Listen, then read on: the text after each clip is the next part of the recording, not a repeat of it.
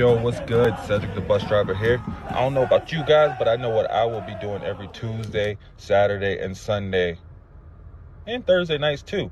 I'll be over at Shady Sports Network, so catch up with me. Holla at your boy.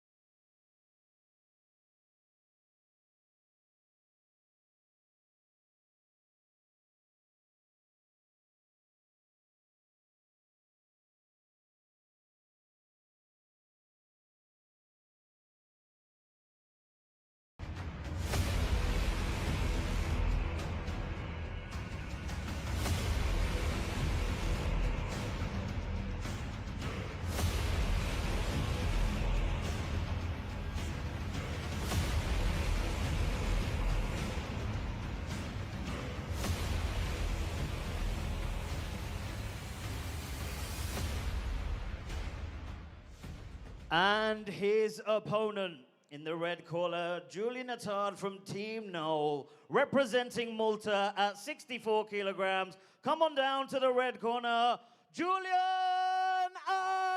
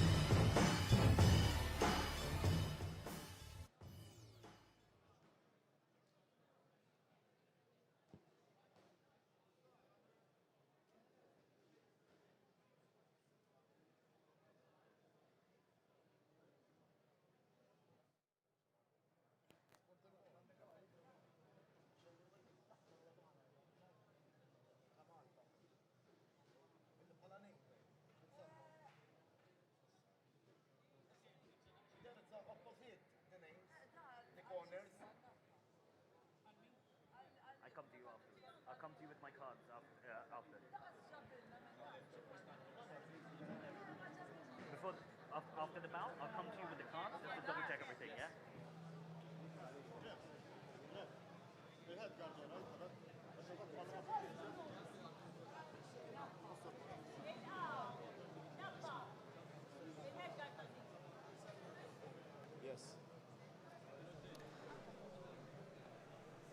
Alright, good evening everyone. Welcome to Kombat Uprising. We've got 12 bouts scheduled for tonight. We'll be kicking things off with a K1 kickboxing match. Julian Attard versus Daniel Saraniti from Italy. This bout will be 3 rounds of 2 minutes in the amateur rule set. But scheduled for later on tonight, we've got some Muay Thai, some grappling, and even some MMA, which I'm looking forward to tonight. My name is Sean, I'll be on commentary tonight, and looking forward to a good night of action. As I hosted, this will be the first combat sports event held at Jampula Village. Mainly more for festivals and events. Many legendary nights have happened in this venue, and now Rage Combat can be one of them.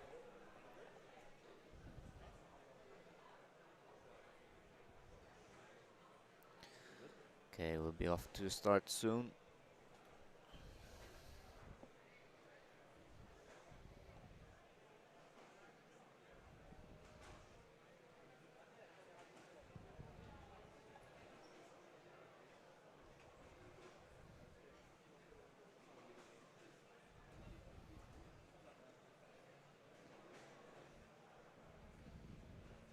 We're just having some final deliberations while we inspect everyone's gloves and equipment to make sure a fair fight ensues.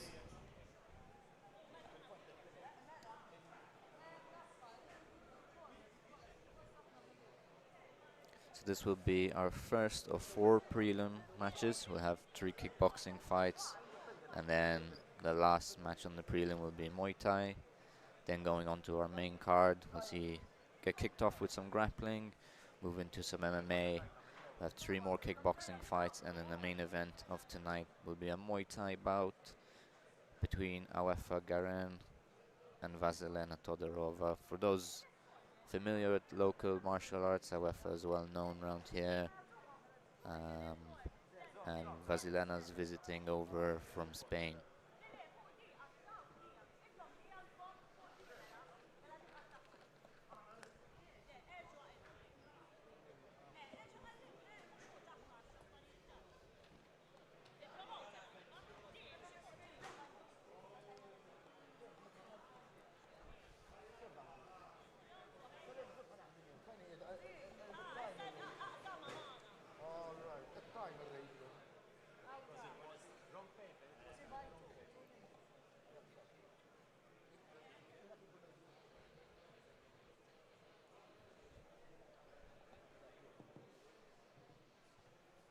So Julian, out of the red corner, representing Team Noel, a very well respected club here on the island, has produced some of the best kickboxing and Muay Thai athletes from Malta, and we'll see a few more of their athletes compete later tonight as well. Referee is happy. Here we begin with the first bout of the evening. Gentlemen, you set the tone for the night. Let's have some rage.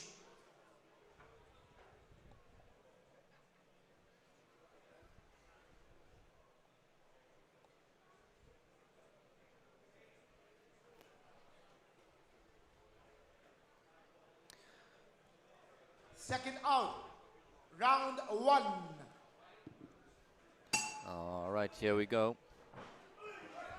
So Julian in the red shins and Daniel in the blue shins from Italy, and we're off to a strong start here. These guys are swinging. Whoa, big overhand there from Julian. Now he's got them against the ropes. Very strong start between these two, but Daniel returns fire of his own.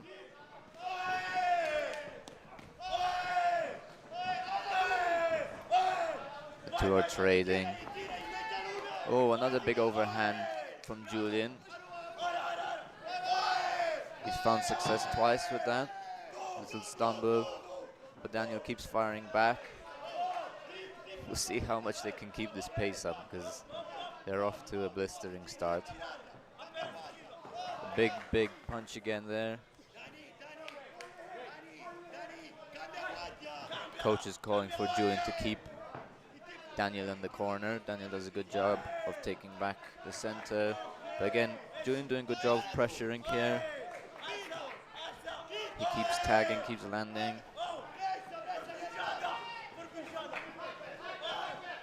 And is showing better ring control for sure. Yeah, now we can see he's starting to pull away here. Daniel already looking a bit fatigued. Nice rip to the body there from Julian. And he's mixing it up. Really good job here. And Daniel is struggling to get out of the corner here. We might see a standing count. Jumping switch kick. Oh, wow. That one landed perfectly. The referee will split them here. Nice return there from Daniel.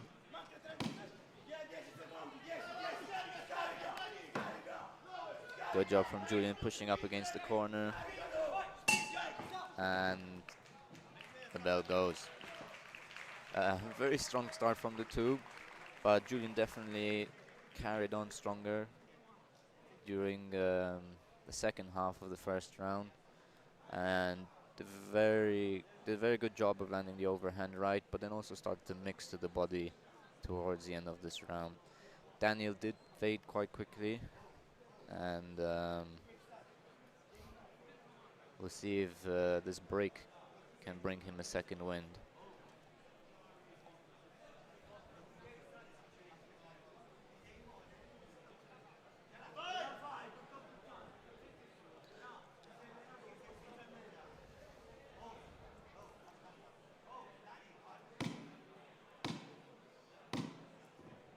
Second out. Not the greatest Second round. body language there from Daniel in the corner, but we'll see how he comes out the second round. Good return, good kick to the body. Again, decent start from Daniel the second round. Lands a nice one too, spinning back kick as well. Heavy output, and now Julian puts the pressure on.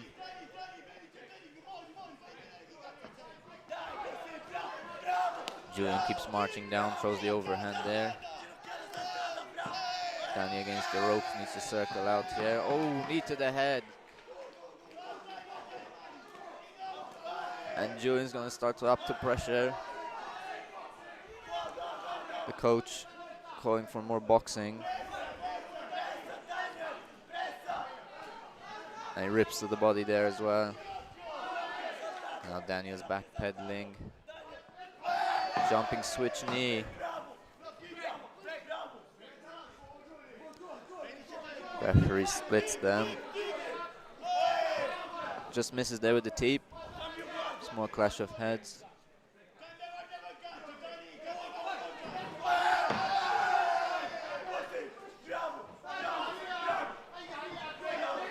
And we see another split.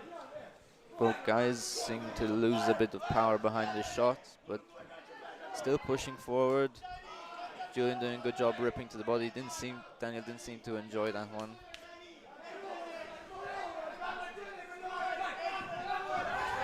But again, Julian keeps pressuring, and Daniel loses his mouth guard here.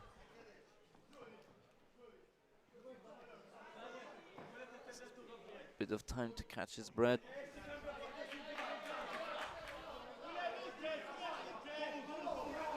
But Daniel definitely looks the more fatigued here. Oh, big overhand, and he stumbles Daniel there. Oh, headgear is off. Need to get that fixed. Again, another golden opportunity here for Daniel to try get some oxygen in the tank, because he's got another round.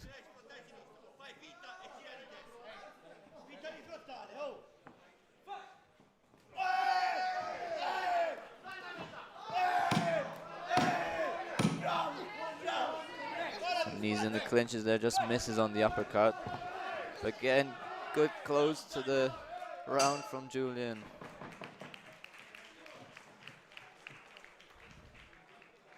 Again, similar story this round. Decent start from Daniel, but Julian kept the pressure on, and Daniel's cardio definitely seemed to take a hit towards the middle end of the round. I definitely think Julian landed the better punches here. Big overhand, just misses.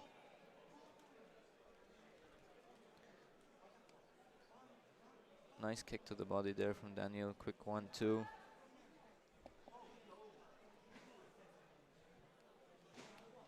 like to see the punch at the end from Julian that sent Daniel stumbling back. Second out.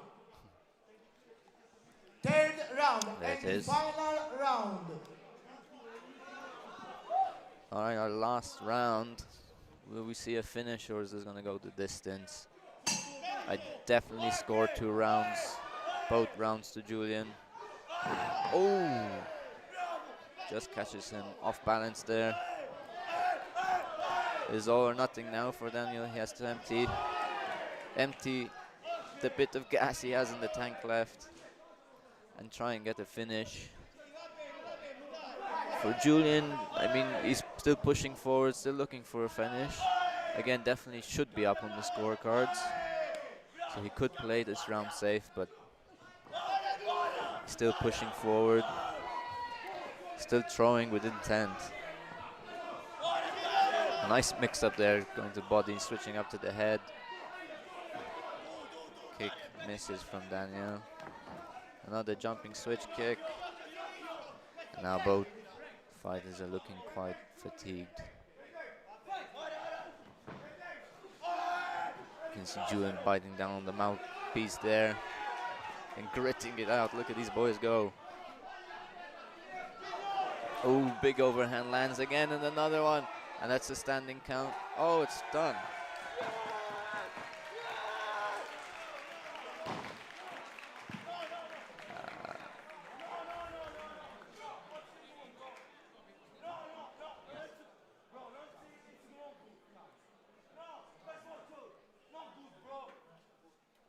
Interesting call there from the ref to end it directly. I feel like that should have been a standing count first, especially since he was still on his feet. At least gives the guy the opportunity to finish the fight. You know, even though he was on the end of the harder punches, I think Daniel definitely showed a lot of heart here.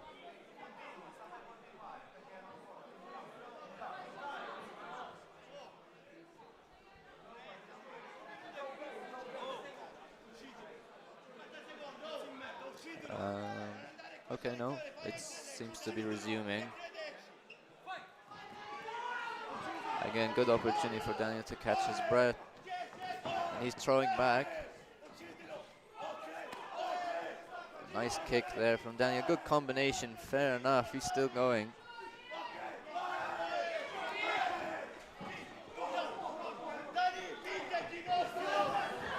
Ooh. Big overhand. The referee will be keeping a close eye now. Splits them again. Fair play to Daniel, he's digging deep.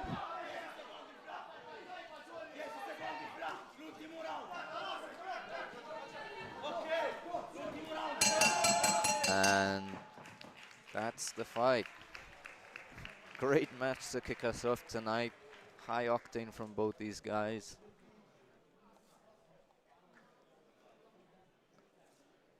I do expect Julian to walk away with the decision on this one. But again, fair enough to Daniel. He can take a punch and he can dish one back.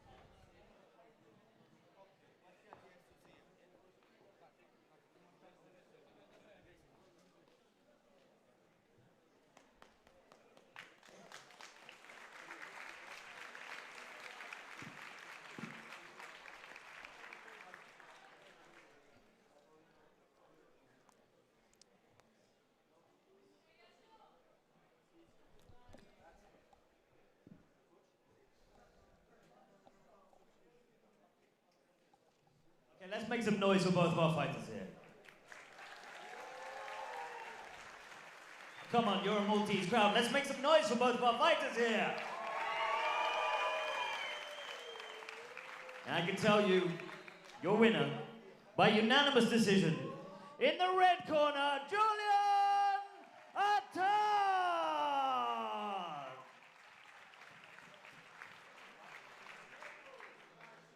Had to raise his own hand there.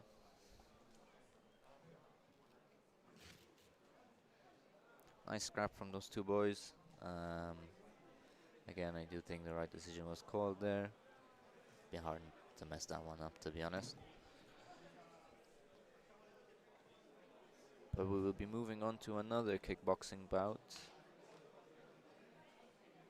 between Natalia Seleka and Annalise Farrugia. Annalise also out of Team Noel, and Natalia fighting out of Malta Fight Co.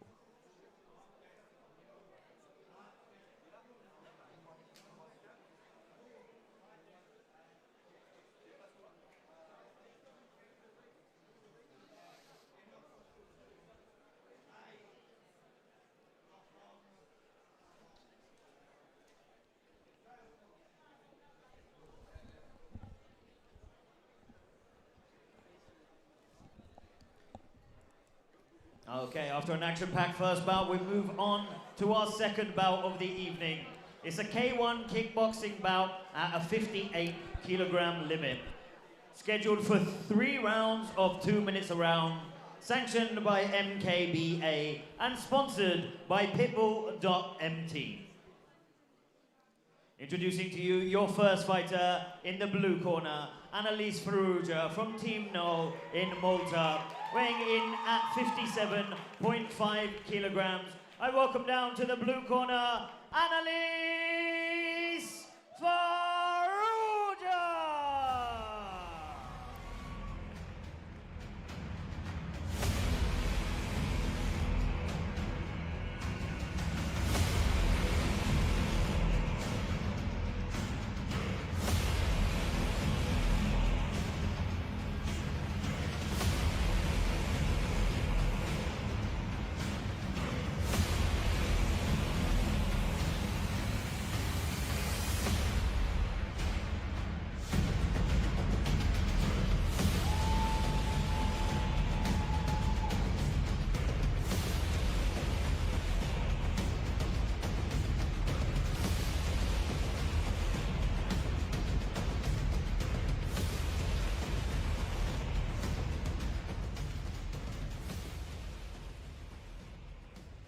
Okay, and introducing her opponent, representing in the red corner, Natalia Seleka, representing Malta Fight Co. and her nation of Slovakia at 58.3 kilograms. Come on down to the red corner, Natalia Seleka!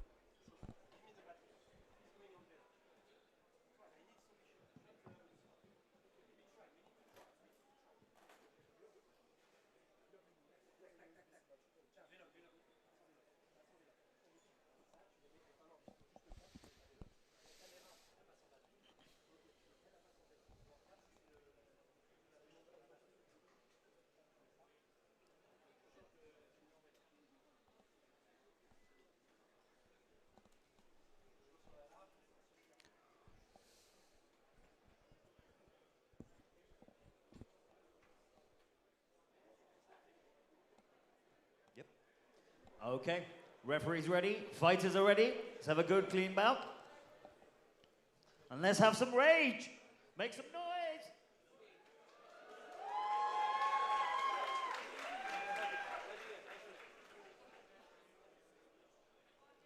All right, second fight of tonight, another kickboxing bout. Second out, round 1.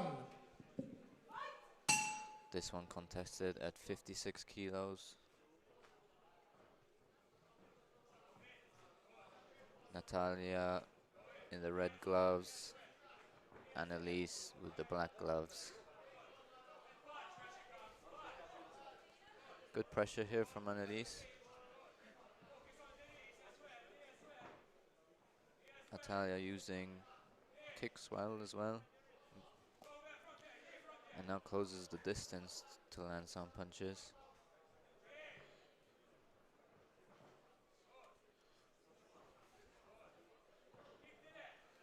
Annalise managed to slip a few strikes through Natalia's guard.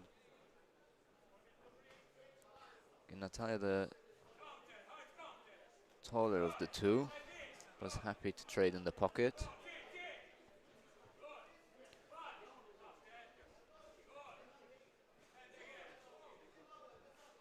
Nice jab there. I think that's something she should be looking to use a bit more, just to utilize her range. Nice jab there, slips through. Big body kick.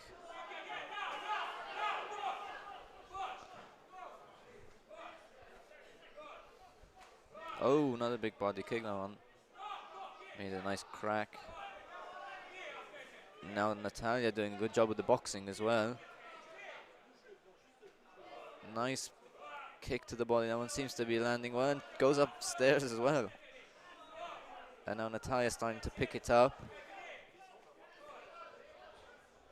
She needs to circle out of this corner. Annalise trading. Nice combination there from Natalia. And that's our first round. Nice opening round from Natalia and Annalise. As intense as our previous match, but maybe more technical. A bit more precise with their shots. Natalia's body kick definitely seemed to be the most effective strike of that first round. We'll see if she's going to go back to it in the second, but she did a good job of using that to also set up the high kick. And while I think the first round started quite evenly, I think Natalia started to pull away towards the end.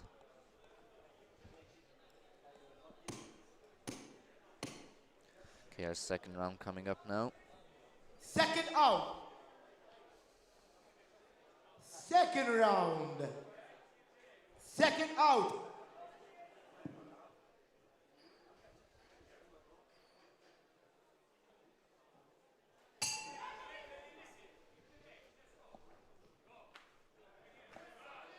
Natalia's coach calling to keep the range. And again, strong start to this round. These two are slinging. Natalia is effective with that jab, but Annalise keeps pushing forward, and now she's landing some big shots. Big hooks there from Natalia, but Annalise keeps marching forward.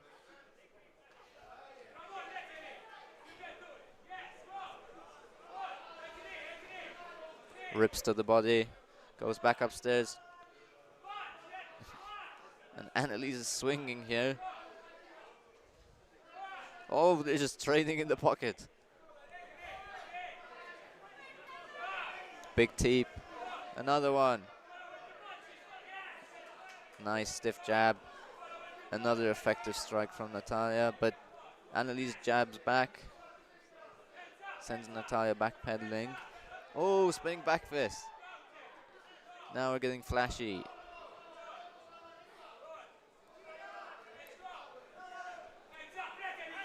a lot more output in the second round. I feel like the feeling out process was left behind in the first round, and now the two are kind of just feeding off each other's intensity. Natalia starting to show signs of fatigue, and at least I'm sure too, but definitely has a better poker face, I'd say. She keeps marching forward. Oh, nice trade there. Few kicks to the leg. And that's our second round.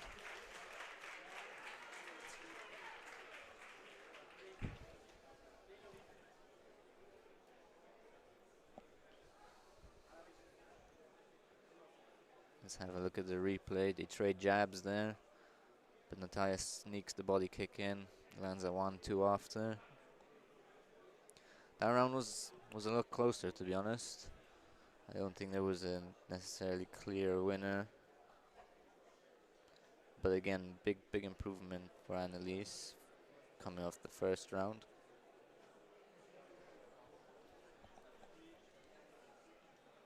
And to be fair, still looks quite fresh. Second out. I think if she can keep a strong Third pressure round and the final round. and good ring control like she did in that second round.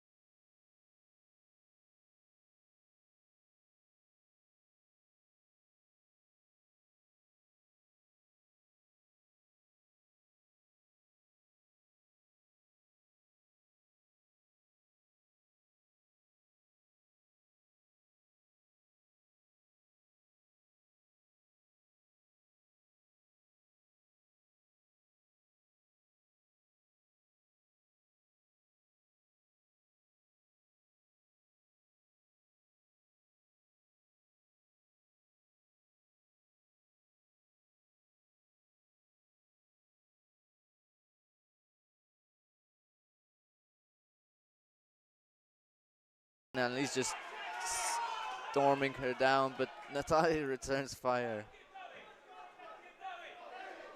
Kick to the body. Now Natalia's the one moving forward. Last 30 seconds here. Hook, a strong closer, may be what determines this fight.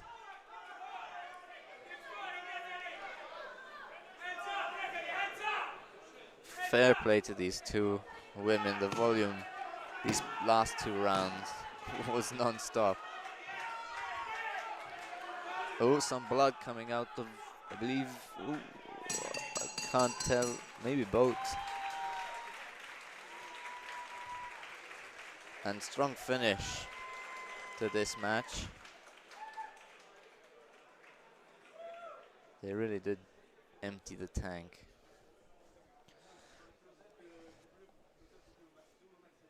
Again, I think first round, Natalia was able to control better. Second round was a lot closer. DJ, music please.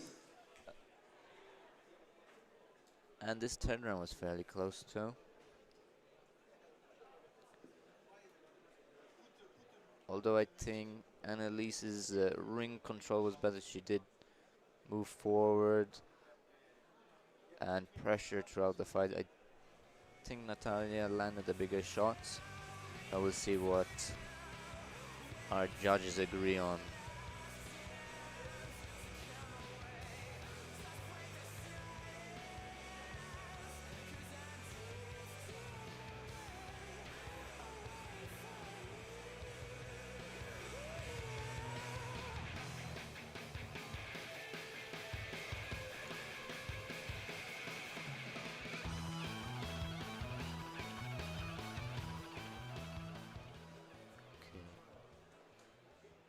And the decisions are in by split decision. Your winner today, in the red corner, Natalia Selaka.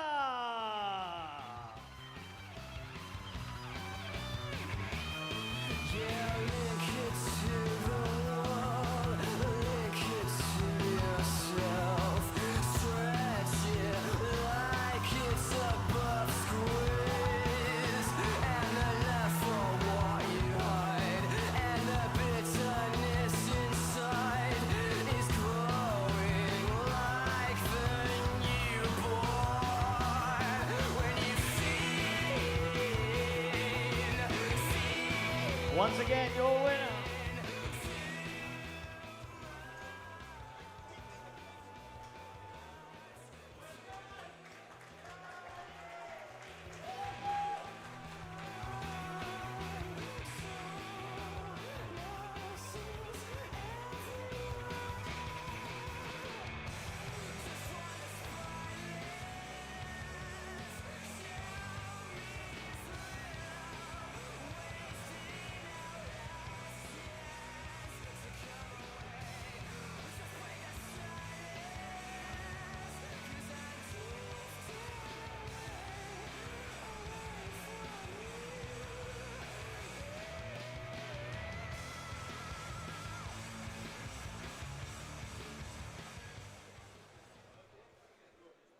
Bout number 3 is a fusion fight under K1 rules. What this means is both fighters will be fighting in a distinct style, but under K1 rules. This is at a 69 kilogram limit, scheduled for 3 rounds of 2 minutes a round under the MKBA rules. This fight is sponsored by Central Guest House Theatre. Introducing in the blue corner, Christian Monti, who is a fighting style of kickboxing out of Diamond Gym in Italy at 68.2 kilograms. Welcoming to the blue corner, Christian Monti.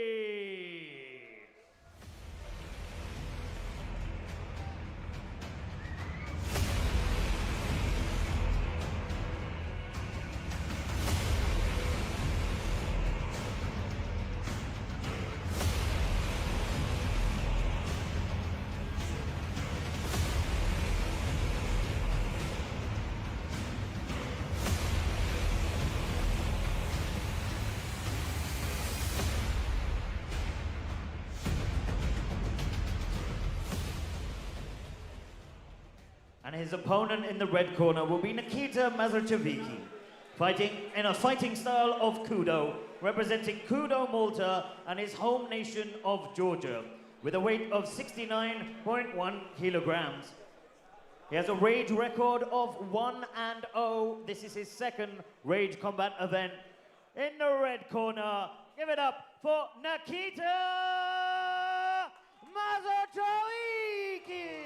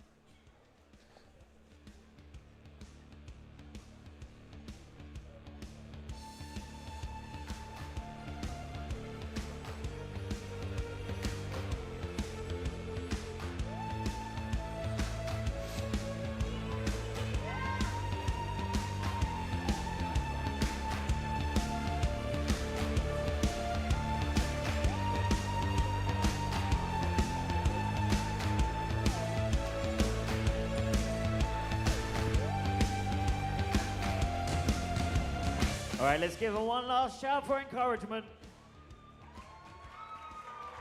There we go. And let's have some rage.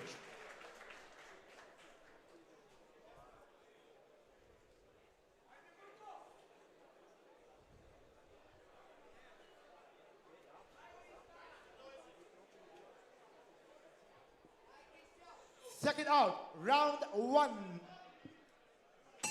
All right, third match tonight, another kickboxing bout between Nikita and Christian. Nikita representing the style of Kudo.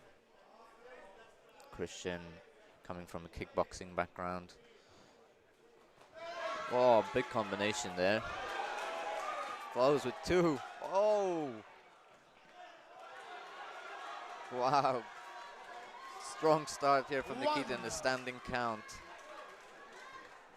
Called. Big blitz there from Nikita. Even doubled up on the spinning heel kick. And let's see how Christian can recover from this rather rough start. Nice low kick there. Nikita, whoa, big overhand. And no count there. Referee just calling that as a trip. Christian does keep dropping his hands every time he throws, and Nikita's landed more than twice now with the overhand. Oh! He seemed to have clipped him on the turning back kick and goes down.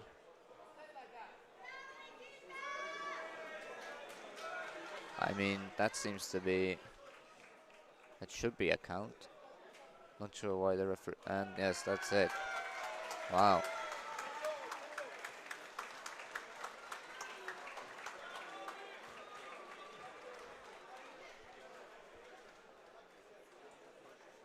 Turning back kick must have just clipped him, but is enough to put Christian out of this fight. To be fair, did land to the side of the liver, so maybe.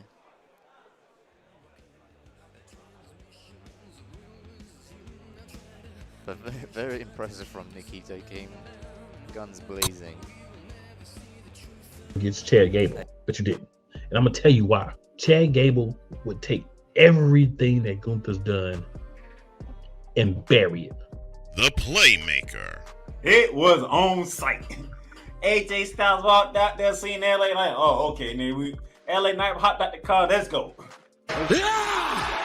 Break down everything in TNA, AEW, and all of the WWE programming. Join these two kings, monarchs of wrestling, live every Monday at 6:30 p.m. Eastern, 5:30 p.m. Central on the Play Caller Sports Talk YouTube channel.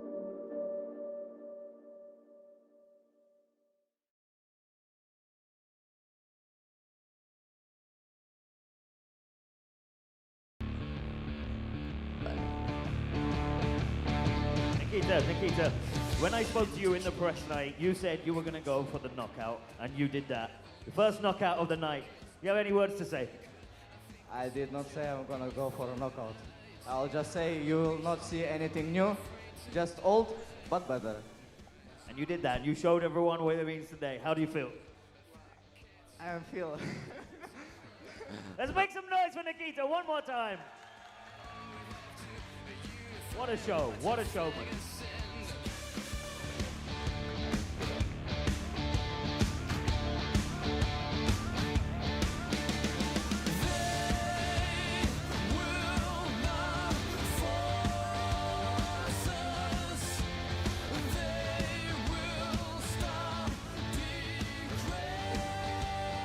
And now we move on to bout 4.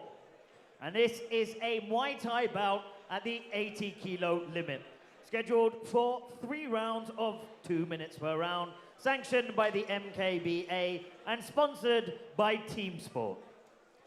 Presenting to you in your blue corner, Giovanni Mala from Bad Brothers Gym in Italy, weighing in at 79.2 kilograms. Come on down to the blue corner, Giovanni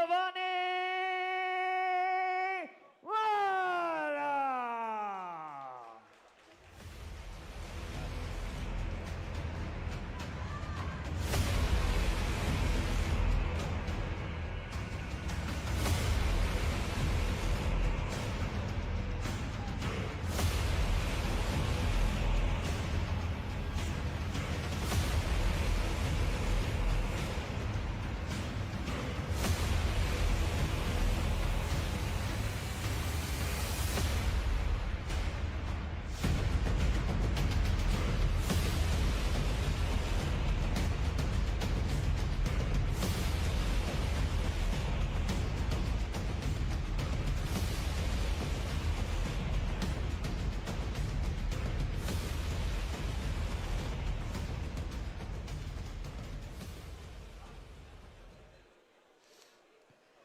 And now his opponent in the red corner, Mark Urux, is fighting representing Malta Thai Boxing and representing his home nation of Serbia, weighing in at 79.4 kilograms. In the red corner, Mark Urux!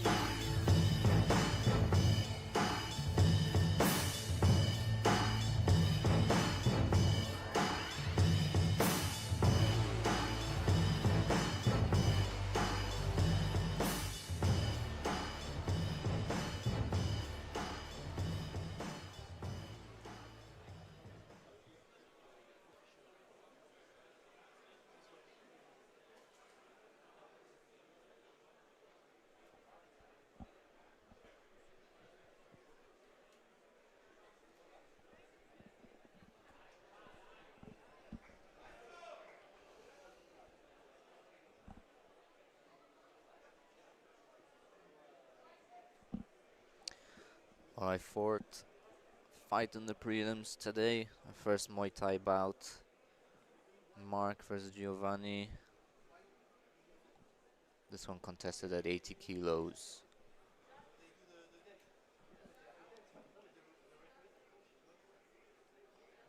Mark did say he wants to tighten things up this match. Second out. Focus a bit more technique, focus a bit more on doing Muay Thai. So we'll see what he has to offer today against Italy's Giovanni.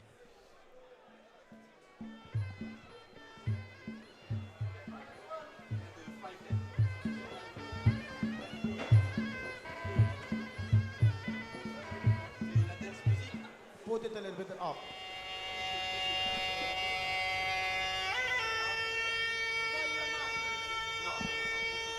Hello, hello. Testing. Hello. Volume not that hard.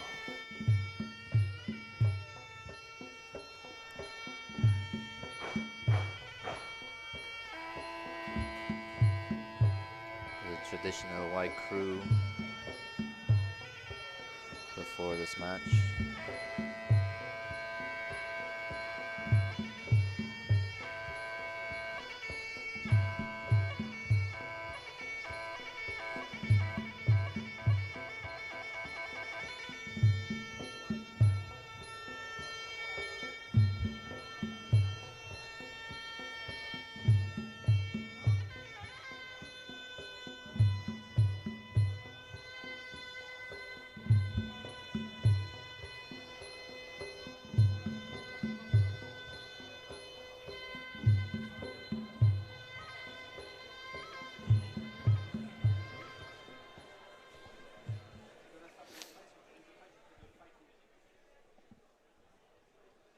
Round 1. Okay, fourth match of the night. Here we go. First Muay Thai bout. Mark kicks things off with a low kick. Goes high. Ooh, sharp 1-2 down the pipe. And Giovanni closes distance, works the clinch. Last Rage Combat, Multi-Thai Boxing had Kyle on, and he had some very impressive clinch work, so we'll see how Mark's clinch game is if it does end up there. He's doing a good job at this range, landing well with the low kick. Giovanni keeps tying up. Oh, big throw there from Mark that's got the people excited. Stiff jab down the pipe. Again, Giovanni ties up, but very nice clinch work as well from Mark, landing a few knees in. Now he's having him up against the ropes and almost sends him out of the ring. Ah, strong knees here by Mark. Giovanni keeps pushing forward, but Mark keeps punishing him in the clinch too. Big 1-2. And he's got Giovanni in danger. He's landing. Oh, great combo here by Mark. Momentum's really in his favor. Can hit a trip here. Referee splits them. Action's back, another stiff jab, doubles up. Giovanni with no real answer at the moment. Mark looking very, very dominant, but still very sharp. Oh, big knee. 1, 2, 3, oh, he keeps going. And now he's Giovanni against the ropes. Great start there from Mark. Beautiful display of Muay Thai. Lovely merch there from the Multi-Thai boxing team too. Wonder where they got that colorway from.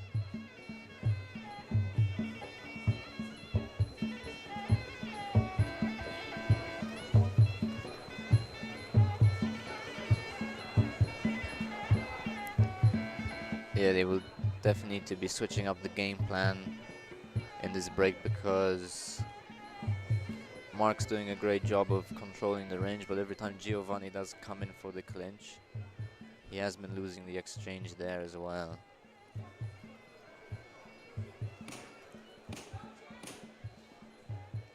Second out. Second round. Max getting the crowd hype, and another big one too. Big head kick.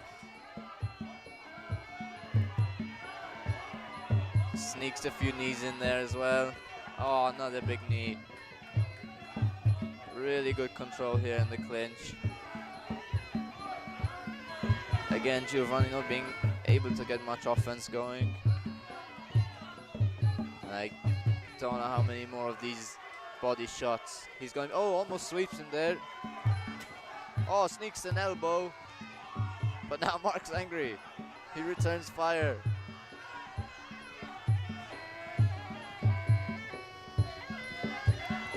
Leaves the jab in there, rips to the body. Another one to the body, more knees. And I mean, you can really just keep going on with this. These knees are finding a home every time. Referee splits them. Giovanni really needs a Hail Mary here. Oh, almost gets a trip. I think Mark can almost afford to just stay at a bit of range and start to see. Oh, this. Okay, we're gonna get the elbow pad arranged.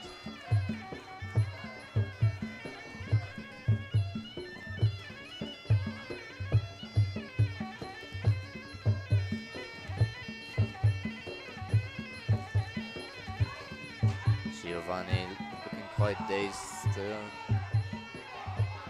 But nice, sneaks a nice elbow in there. More big knees here from Mark, being very effective in the clinch. Ah, lovely.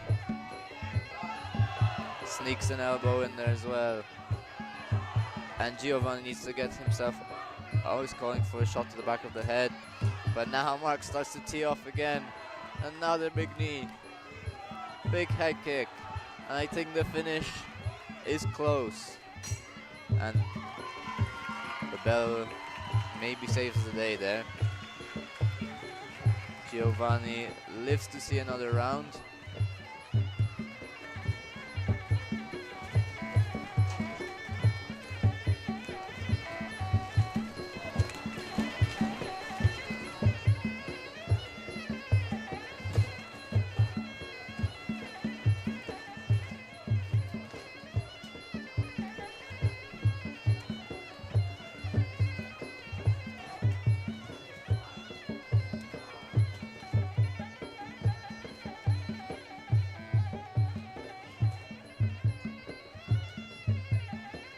Again, another strong round from Mark. Out. He's definitely 2 up. Third round and the final round. And if he doesn't get a finish this round, he will definitely be going home with a unanimous decision. Fair play to Giovanni as well. He is hanging in there, hasn't gone down.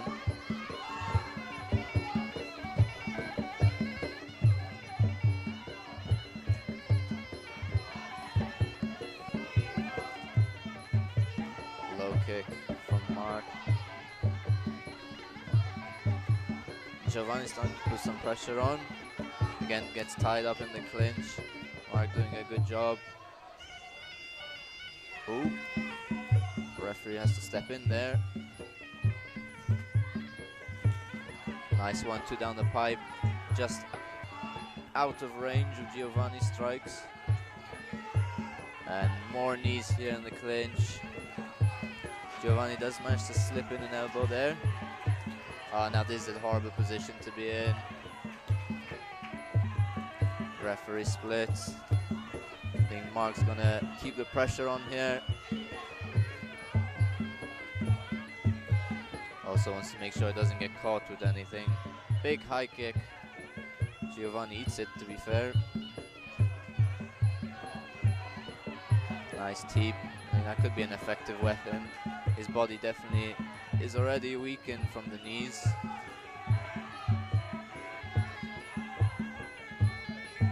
Oh, big one too. Snaps Giovanni's head back. Mark's starting to slow down here, but he just needs to remain precise and disciplined, and he will. Oh, big elbow.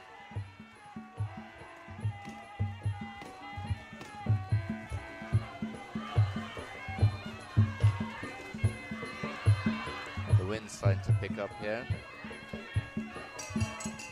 And that's all she wrote. Great performance there from Mark. Very strong display of Muay Thai. I think he should be proud of that performance.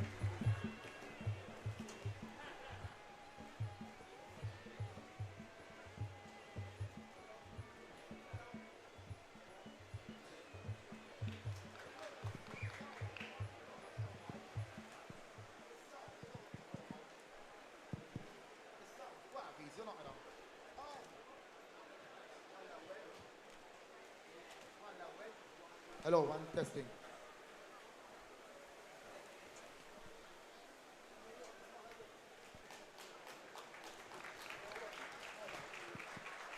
Hello.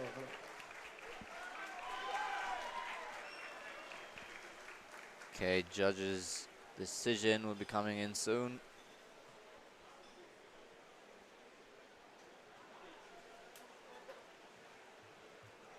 Don't think there's going to be much question about this one.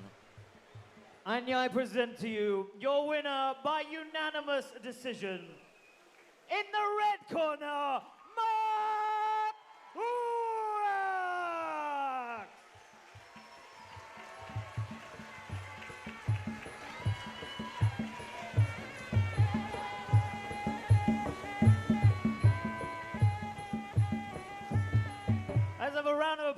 all of our fighters so far.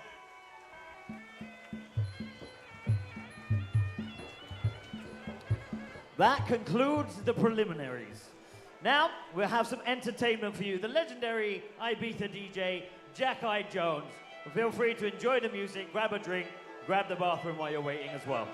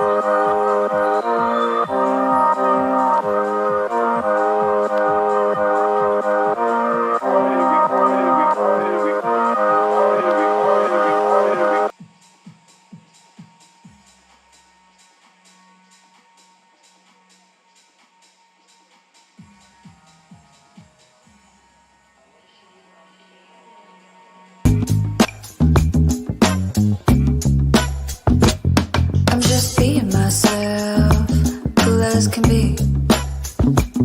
When I'm being myself, you wish you were me. It's so easy. Get out your own way. It's just so easy.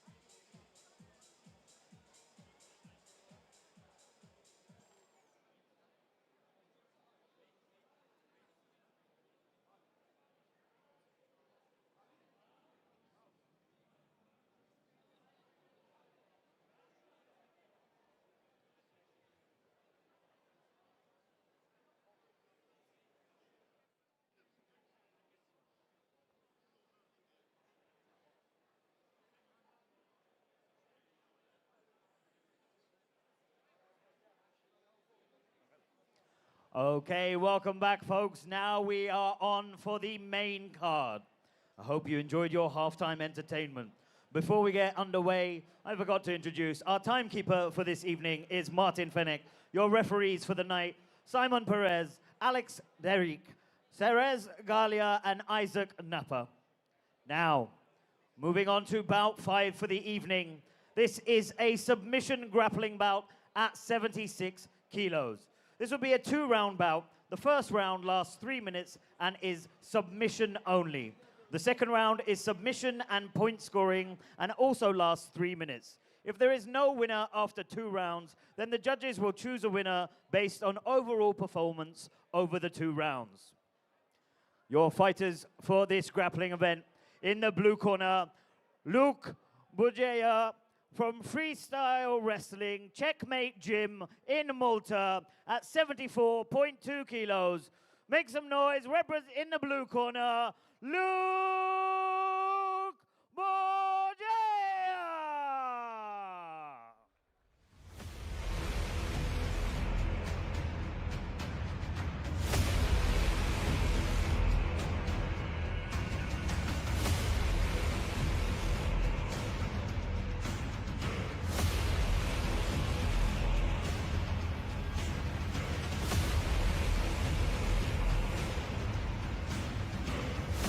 Luke, make your way down to the blue corner.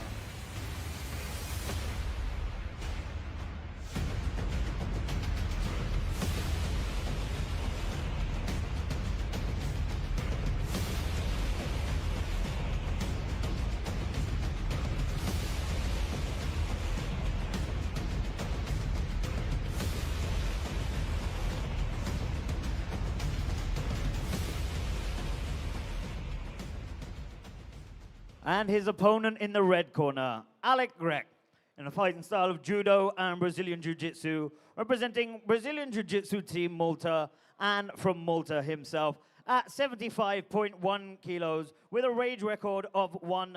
In the red corner, please welcome Alec Grech!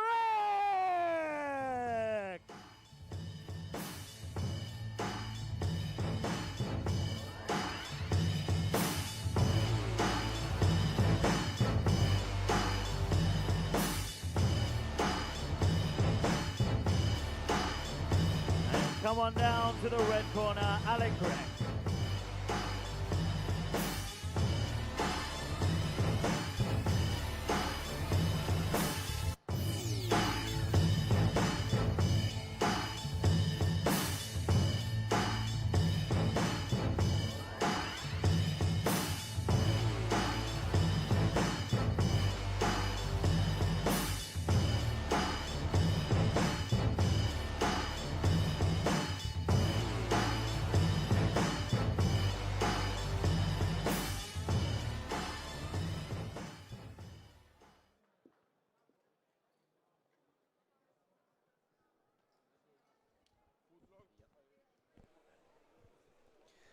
Alright, and we're on for a first bout of the main card, submission grappling match, bit more my piece of cake. We've got Luke going shirtless ADCC style, and Alec with a pretty flashy Let's have some no-gi rage. kick. Alec has competed in Rage Combat before, this will be Luke's debut. Alec coming from a judo background, but has spent a few years now training jiu-jitsu, and Luke coming from a more freestyle wrestling background, but also does train quite a bit of jiu-jitsu himself. So I do expect this match to be more focused on the feet. Last time Alec did hit some nice takedowns in his first match on Inferno. Got to show off that judo style. We'll see if he can get it to work against Luke. Luke even got the wrestling shoes on today.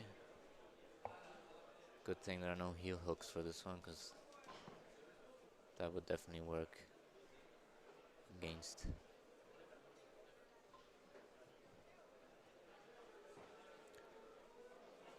So both guys in the clinch here. Alec doing a good job of having two hands on the inside. But both guys' hips are quite far back, which would make any sort of throw or shot quite difficult. However, the snap down becomes a bit more effective here, just because their center of gravity leans before. And to be fair, Alec does try to snap down there into the front headlock. Luke aware to it and backs out. Now Luke controlling the inside position in the clinch. The ring also does make this a bit more awkward.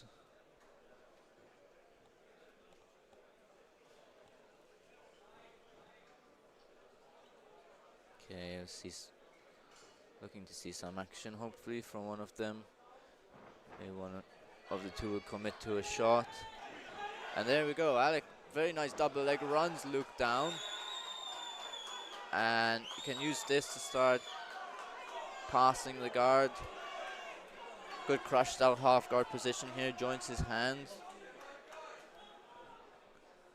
Luke even opens his half guard out. There's a good chance here for Alex to pass through, but Luke is working to get his underhook back, and this will allow him to start building up and possibly wrestle up as well. But if Alec does a good job of keeping him flat, that underhook is almost useless. So I'd like to see now from Alec is use his left leg to start prying open Luke's legs, which will allow him to, exactly just like this, to step into the mount position or even clear the legs and get into side control. But he should try and win this underhook back now, because if Luke does explode, he's trying to punch choke.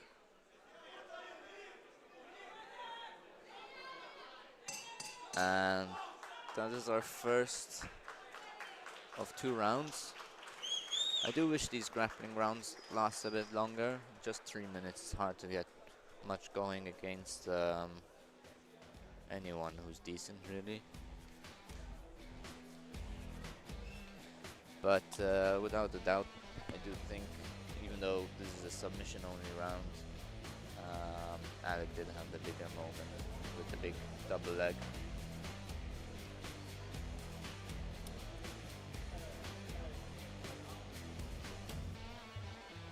Good use of his pressure on top as well. Didn't allow Luke to come back up.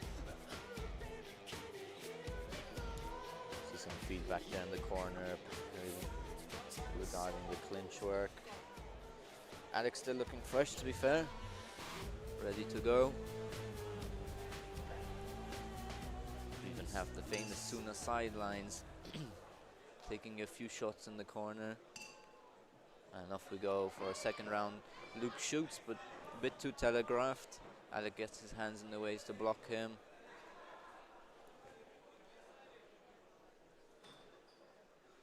Luke working the head.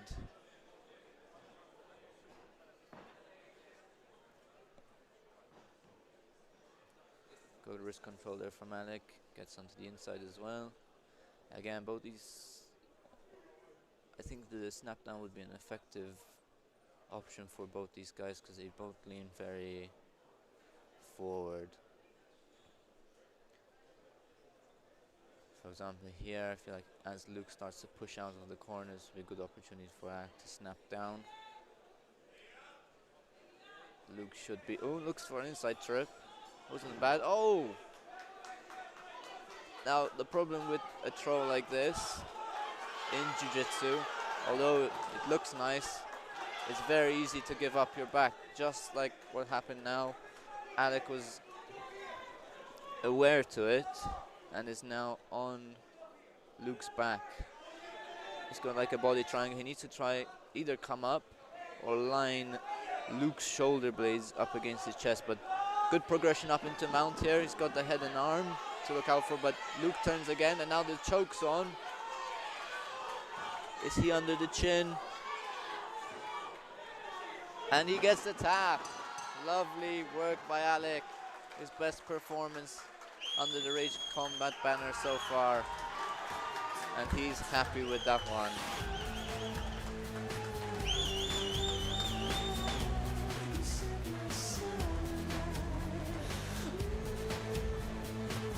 Great performance by Alec. Stuck to his strengths. And ultimately it was Luke's error to go for that throw. Again, a nice throw, but just very dangerous, this move set. Once your back is exposed, then it's very hard to. And your winner by submission of a rear naked choke in the red corner, Alec Gregg!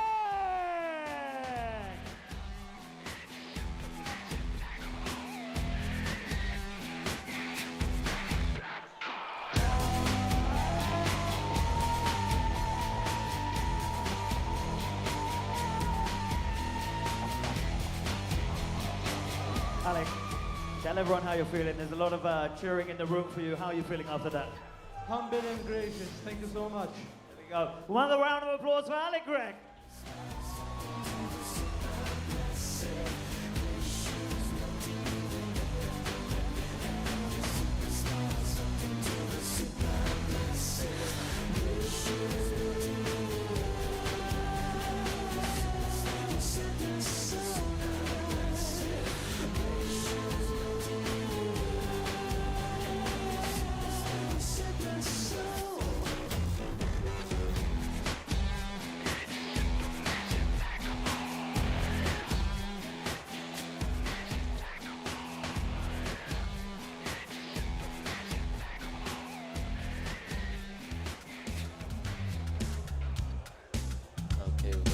Grappling match coming up next. Lucas against Rud.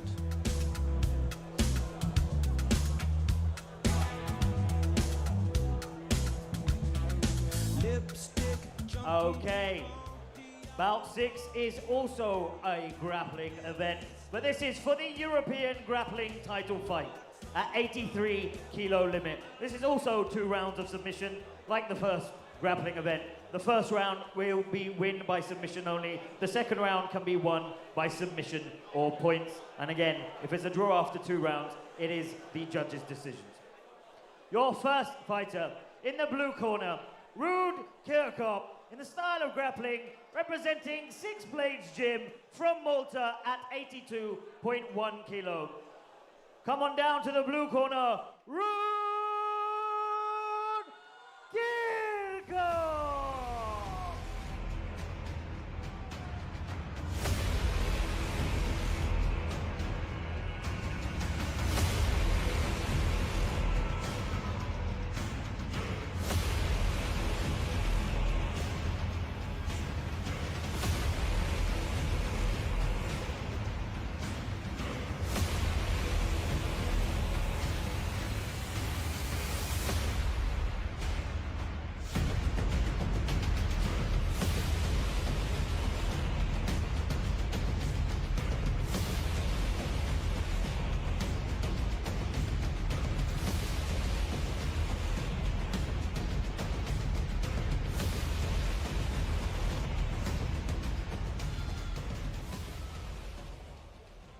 And now for his opponent. In the red corner, the defending champion in the style of Brazilian Jiu-Jitsu and representing Avant-Garde Malta from his home nation of Belgium with a weight of 80.7 kilograms and with a Rage Combat record of 3-0. In the red corner, the defending champion, Lucas Sido.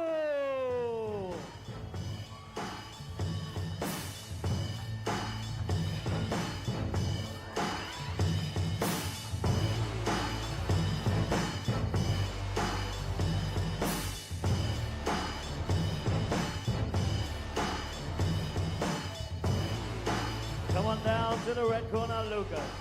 Once again, this is a title fight for the European grappling title. So ladies and gentlemen, make some noise!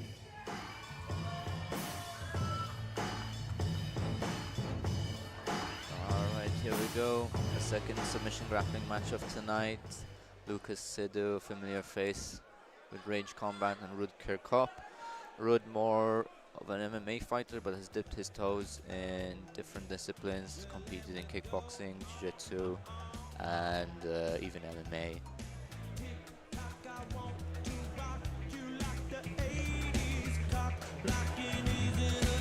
Lucas more of a guard player. Hopefully he doesn't get punished as much with the rule set last time. There were some, I would say, bad calls on the resets, but hopefully those have been ironed out under the rules team, and we'll see what's going to happen now. So you can see Lucas ties up, sits to guard, Ruud taking an underhook over the top leg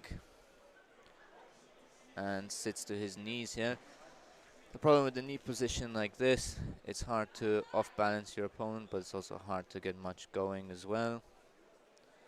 So this is a bit of a tricky position for both to be effective. But Ruud doing a good job taking the underhook here, also pinning the wrist. Lucas does have very, very long legs, so he's tricky to pass with these tight passing positions. Also using the overhook here. Now circling up. Ooh, he does have a very good triangle. Oh! Doesn't quite stick it, and Ruud does a good job to slip out and get past the guard.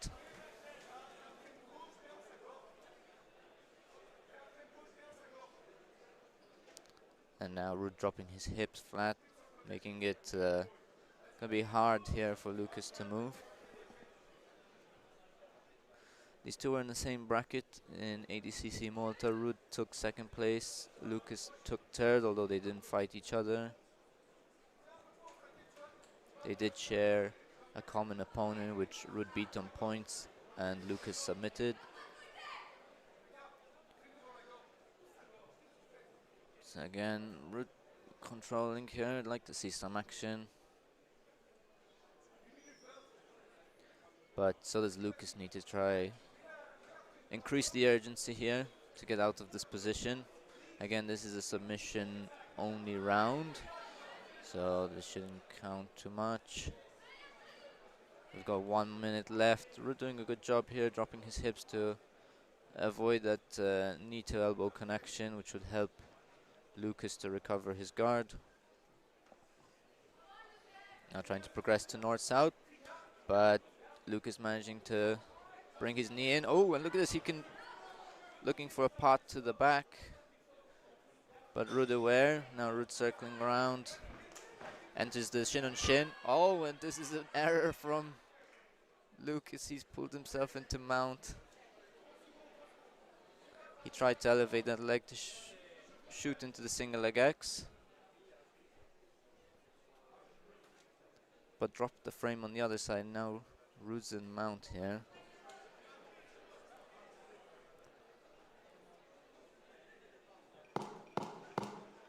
Again, good control position here for Ruud. If this was points, he'd be clearly up.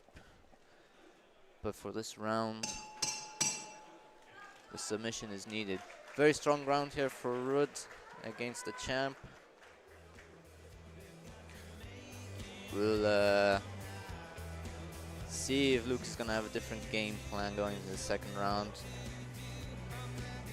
Ruud still looking fresh.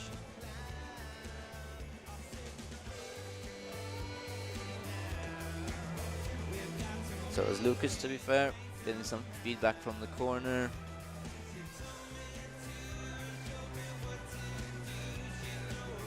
And I think what worked against Lucas there, he just rushed a bit too much into the position, rushed to the triangle. Ruud did a good job of staying aware to it and using that to pass, but also kept pressure on the single leg exit attempt and managed to clear Lucas's leg and land in mount. So again, if this was a point scoring situation, Ruud would have been up their round by a good few points. 2 guard passes in the mount.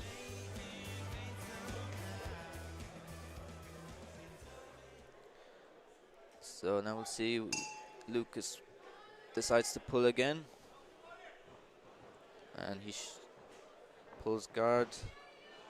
Ruud tries to circle around to get to the pass, doing a good job of controlling the inside leg. You can see Lucas has an underhook on Ruud's near side leg, which he will probably try and enter onto single leg. So we can see him entering the leg, and this time much better job.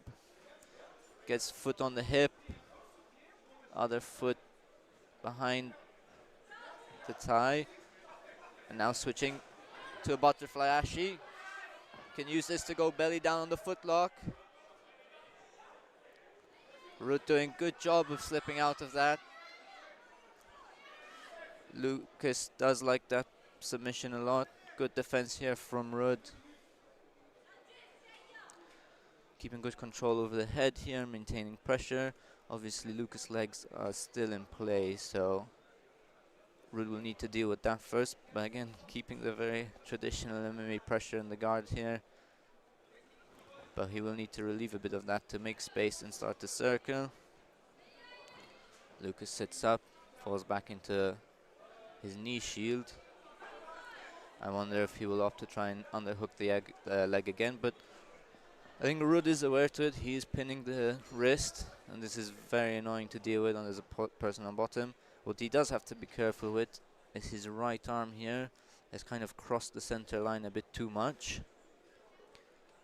And yes, this is a lot better using this to take the underhook. You can see Lucas's legs being annoying to get past. And now we're back into closed guard. Again, in this position, it's hard for Ruud to get much going, but it's also hard for Lucas to be super offensive when Ruud's head stays so low like that. But now Ruud's starting to open. Good underhook here from Lucas, I believe. I can't quite see. But if he does have the underhook on the far side leg, he can use this to go K-guard and start entering the leg. I can't quite see from this side.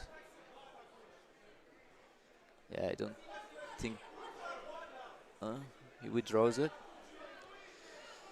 20 seconds left. He needs a big finish now, Lucas, especially if that first round is going to be taken into consideration by the judges. Arud roughing Lucas up from his close guard. And that's our second round.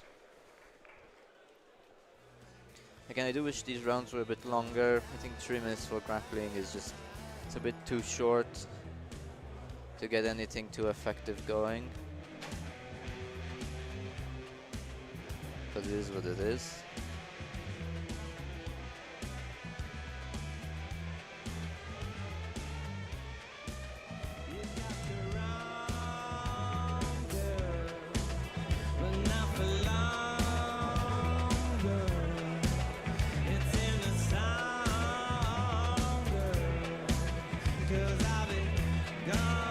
There's the title on display.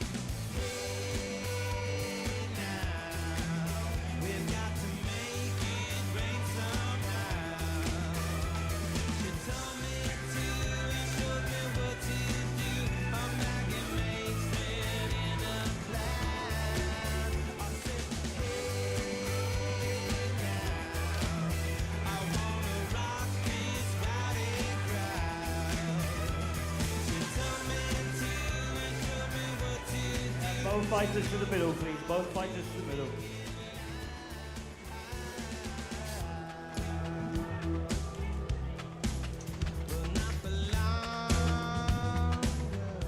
Okay, the decision is in.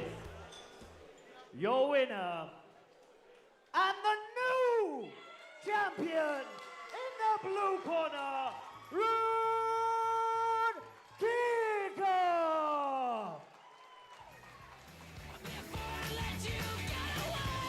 Yeah, good call there. I mean, Rud had the stronger of the 2 rounds. I know it wasn't scored on points.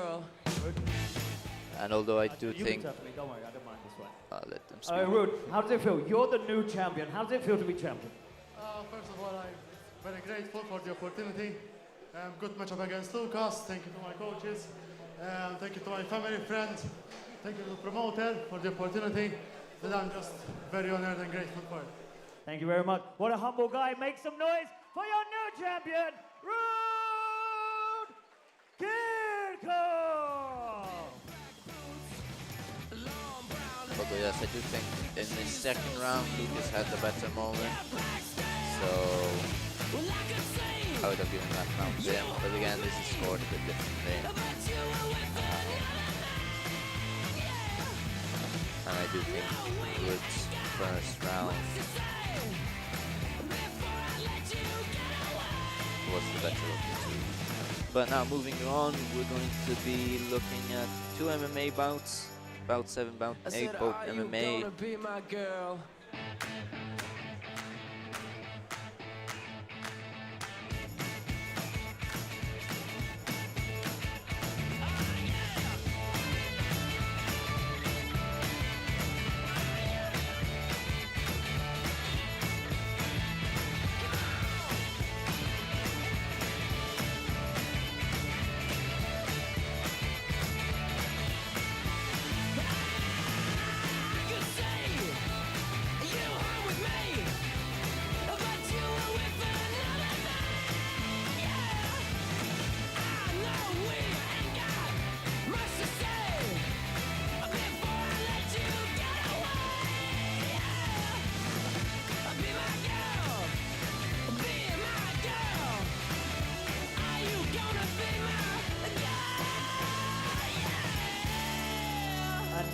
For bout number 7. This is a MMA bout at 66 kilo max. Scheduled for 3 rounds of 3 minutes. Sanctioned by the MKBA, sponsored by Eat Well and Team Sport. This is a fusion event as well of different styles. Both fighters making their Rage Combat debut. But introducing first, your blue representative making his first ring debut, Maho Karikashashvali. In the style of Kudo, from Kudo Malta Gym, and representing his home nation of Georgia, at 66.2 kilograms.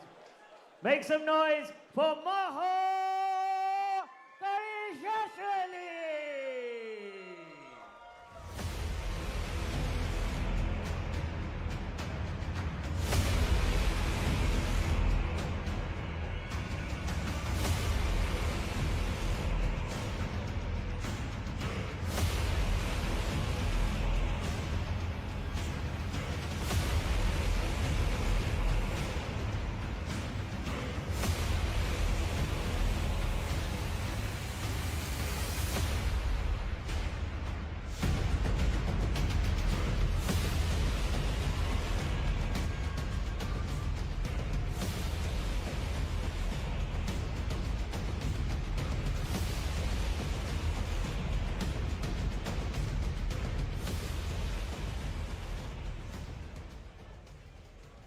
And now for his opponent, in the red corner, Andrew Grech in the style of MMA, fighting for Malta Fight Co. And right here from Malta at 66.2 kilograms, in the red corner, Andrew Grech!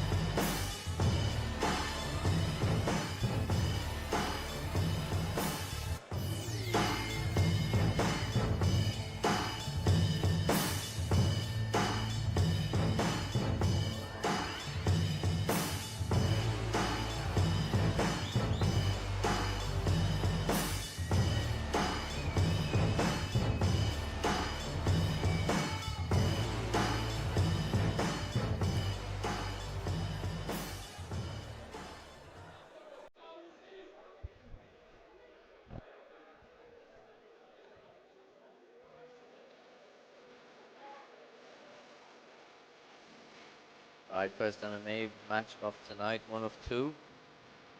Looking forward to this last Rage Combat. We missed out in the MMA. I believe there was one match schedule fizzled out. This time we've got two to look forward to. The first one coming up soon. Andrew representing Malta Fight Co. Mansell representing Kudo Malta. Kudo team had a great first representative in Nikita. Let's see if Mansell will be able to follow up.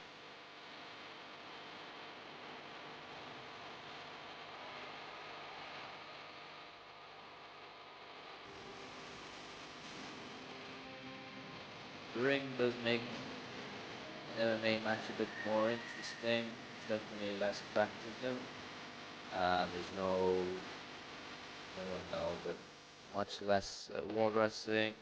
The only time you can really wall wrestle is up against the corner. And against the rope, that's how you're gonna fly off. There are promotions to do around the ring. Most famously Ryzen behind you. And again, it's an interesting dynamic, maybe not the most practical one, although they will always have people by the side of the ring to make sure none of the fighters fall out of the ring. Curious to see what Isaac Napa has made his final checks and is happy. what style we're going to be seeing from these two. Let's have some rage. More grappling based, more striking based. Second all. Again, so far Kudo has shown some great striking tonight. Round one.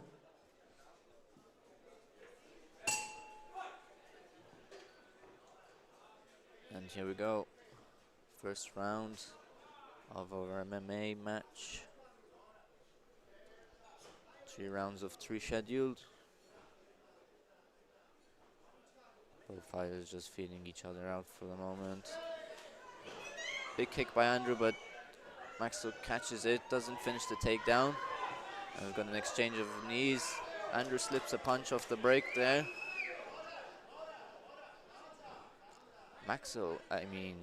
Andrew does look much, much bigger, I'll be honest. This was scheduled for 66 kilos, and he's one beefy 66 kilo.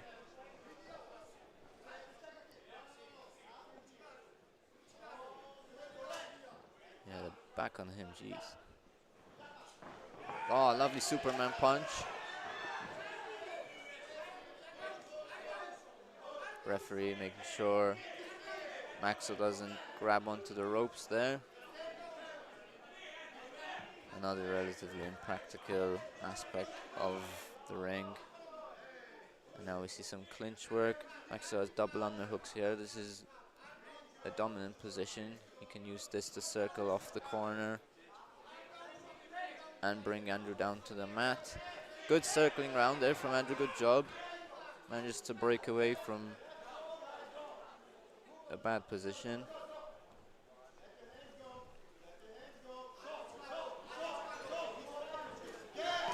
Oh, lovely combination there by Maxo. Close the distance to get the double unders again. But Andrew does a good job of being effective, throwing the knees in, which forces Maxo to disengage. Tries a trip there, but just misses.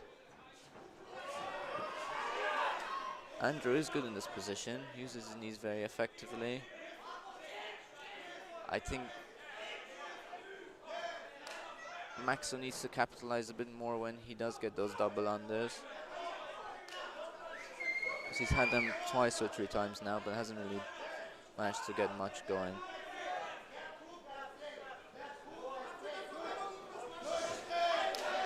Quick 1-2 there. Oh, lovely combination there by Maxo. Rises up with the uppercut. Yeah, at this distance, Maxo's boxing is definitely better.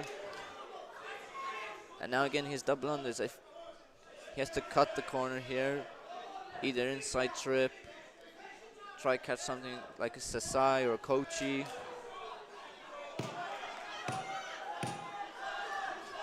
Oh, sharp 1-2, follows up with the uppercut. Great combination there by Maxo.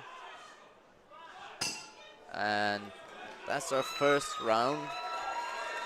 Interesting first round. Purely stand up.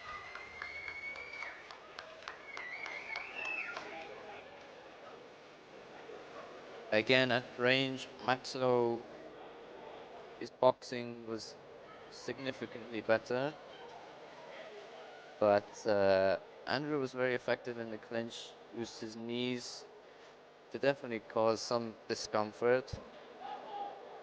But in this position, I feel like Maxo, he was stopping too early. Once he got those double underhooks, he was almost resting in that position. But he is in such a good position to build off of it, take the fight to the ground, keep pressure. But unfortunately, he didn't quite capitalize. Second out, second round.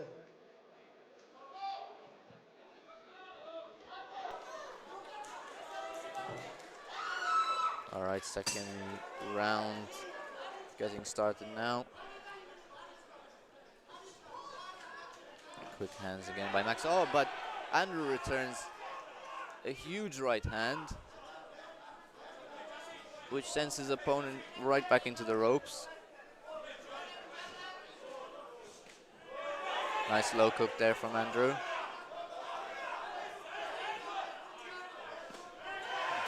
Oh, big kicks, but again, Maxo managed to catch, but doesn't quite capitalize. And now Andrew doing a good job of using his knees and starts to rough Maxo up into against the ropes.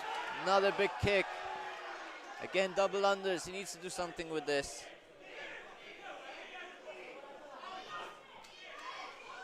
But disengages again. a low blow. It also seems there's a cut at the top of the eyebrow of Maxo.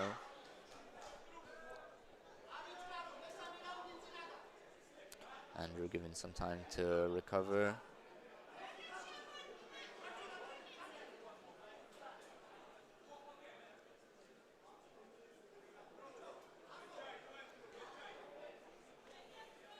Still no jiu-jitsu showed by any of them, but in all fairness, I think both have had some success on the feet, and they seem to want to keep it that way. Again, I think Maxo had a few opportunities where he could have taken them fight to the mat. Maybe that wasn't his plan originally, but he definitely got into a few positions where he could have advanced it to the mat. And now again, Andrew's doing a good job of controlling the center of the ring and starts to cut Max off, but Maxo lands a nice right hand, swings with the left hook. Oh, ducks under. But again, he needs to follow up in these positions where he gets this clinch. That was a perfect opportunity to drop onto the legs or circle around to the back. But again, Andrew outmuscles him in this position.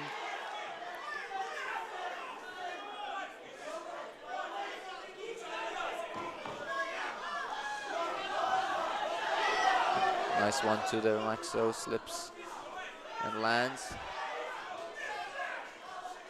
Oh, big miss. Oh, catches him with the elbow on the way back. Nice 1-2 there.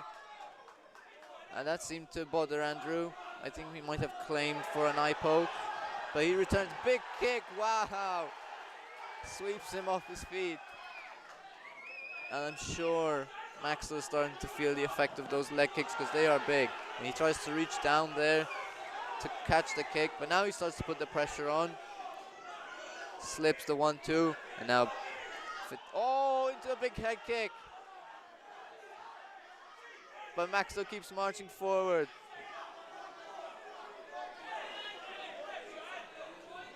Oh, good punch, good 1-2 there by Maxo. Slips away, and now Andrew initiates the clinch. This is the first time. Is he going to take him? Nice takedown there, and this is a big, big moment for Andrew. Again, I feel like this will just take the round. He's into the mount, and this might be it. Last 10 seconds on the clock, and the referee stops it.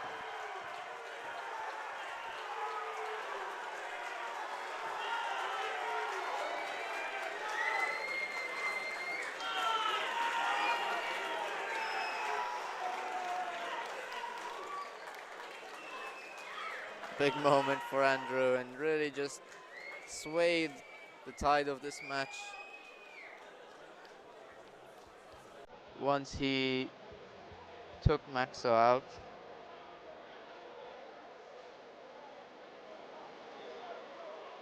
seems to be some commotion in the crowd.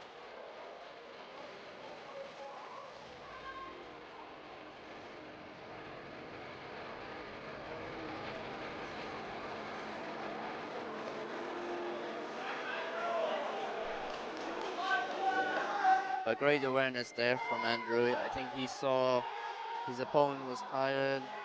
He was stronger than him in that clinch, and used it to take him down, advanced straight into the mount, which, I mean, for MMA is probably the best grappling position you could be in, and finish The round was by ended TKO. in round 2 at 2 minutes 56. Your winner by technical knockout in the red corner, Andrew Gray!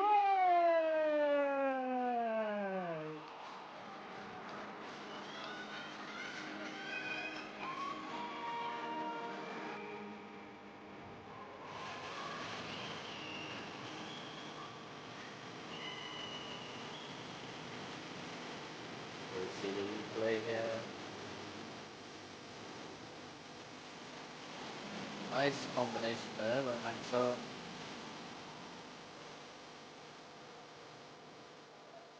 And This is one of many big kicks. And Andrew landed throughout this fight.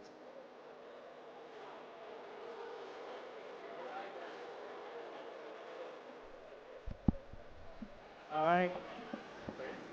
Andrew, that's your first Rage Combat win there. All right. There was a moment there when you were hitting the unmentionables. I think I heard every man in the room breathe inwards. How was that feeling? How did you get through that? I got balls, that's all I can say. Balls indeed you do have, Andrew. That's your first win. How do you feel? Amazing. The reason why I stopped to drink is because I'm a dad for my daughter. That's the reason why I started to fight. I'm a fucking warrior. If you're a parent, you're a warrior.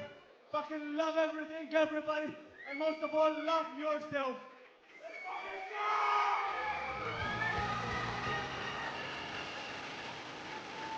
Your winner, Andrew Gray!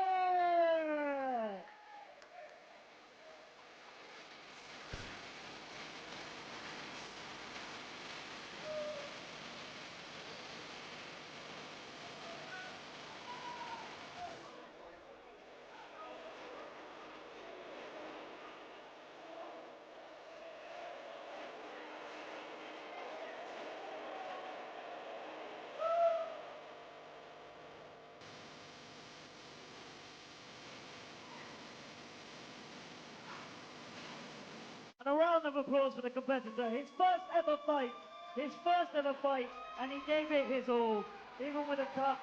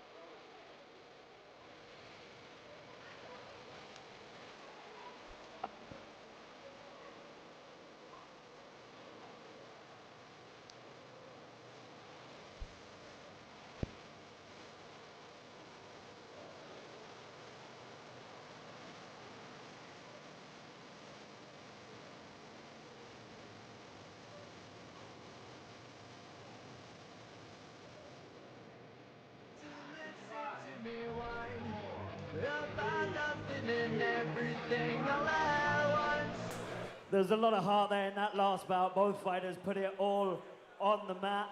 We saw a little cut there, but we saw some great sportsmanship from Andrew as well, who pointed it out to the referee. We love that, both heart and sportsmanship. That is the motto here at Rage Combat, all on the mat. Now we move on to bout 8. It's another MMA bout, 63.5 kilos, scheduled for 3 rounds of 3 minutes, sanctioned by MKVA, sponsored by Pitbull.mt and Titan Fuel. Your first fighter in the blue corner, Dario De Falco from Brad Brothers Gym in Italy and 62.9 kilo weight. In the blue corner, stepping up, Dario De Falco!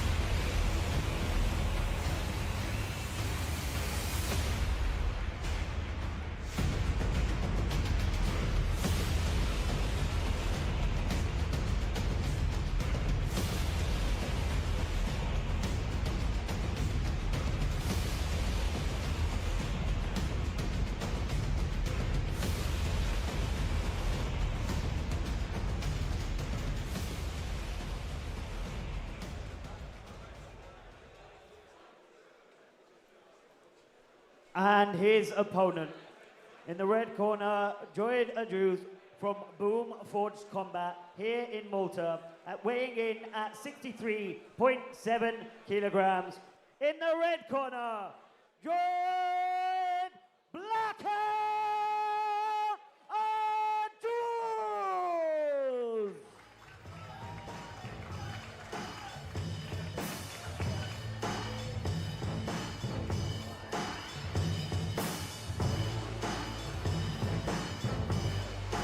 Alright, so second MMA fight of tonight and our last. Particularly excited for this one. Jahid, who you see on the screen, is a very accomplished, very high level Muay Thai and kickboxing athlete. And now we'll be seeing him in MMA. This is his second MMA fight.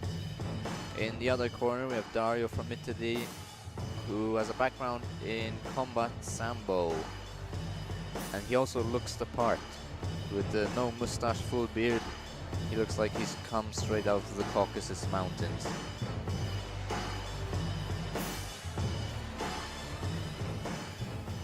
If Dario's seen any of Jahid's fights, I would like to think his strategy for this match would be to take Jahid down to the mat. But that's obviously maybe a wrong assumption on my end to think that Dario will just easily beat Jahid on the mat, because I know he has been working on his grappling as well.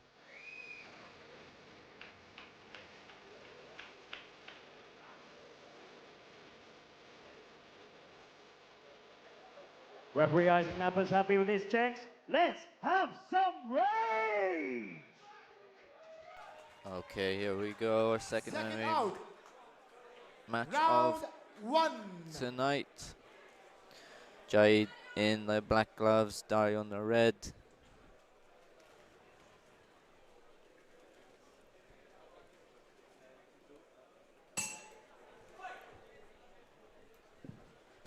Let's see how Jahid switches his striking style for MMA. Dario closes the distance with a nice overhand there and clinches. Big swing there for Jahid. And Dario does a good job of bringing it to the mat, but Jahid reverses it. And now Dario's onto the neck. Trips to get to the... Almost spun round for the back there. Some kiss of the dragon action. Yeah, you can see, I think Dario's strategy for this one was to tie Jahid up, wrestle him, and take him to the mat. But obviously Jahid's still fresh. It's going to be hard to keep him down. Another big takedown here for Dario. And we're going to see what Jahid's going to do in this position. Again, the ring does make it harder to get up. Dario clears the guard. And now starts to land a few punches, but Jahid brings his guard back. I think we're going to be reset in the middle here.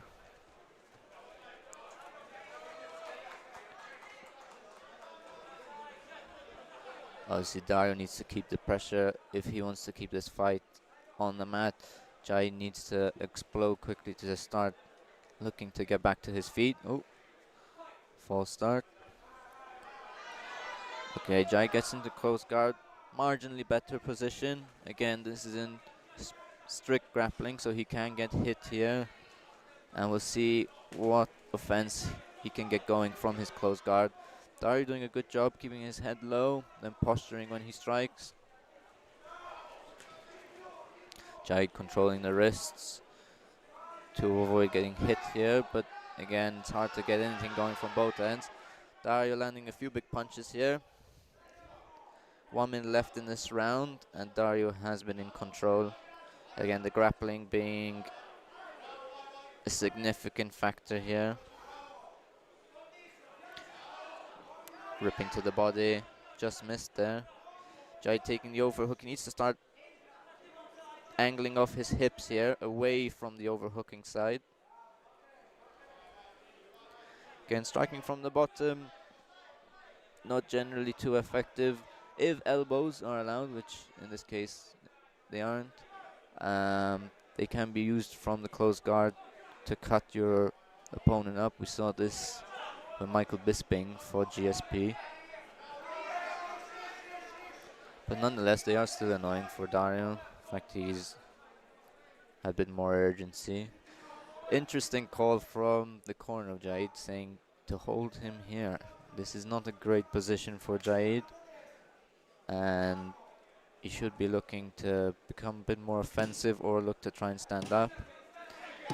Again, these punches from bottom aren't or shouldn't be scored too effectively, whereas the punches from Dario on top, these ones are definitely the more damaging of the two.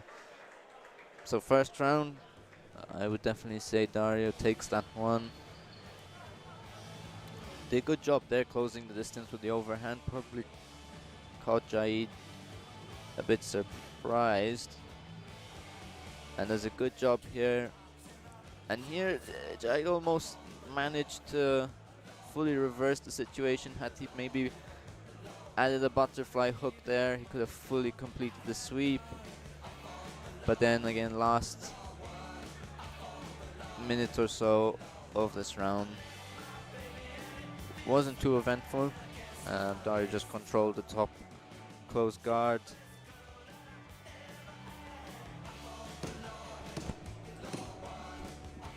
Second out.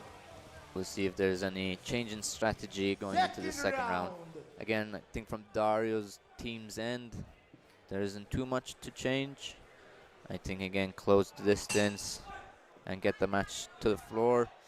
I think Jaid needs to control the range a bit more. Very nice there from Jaid.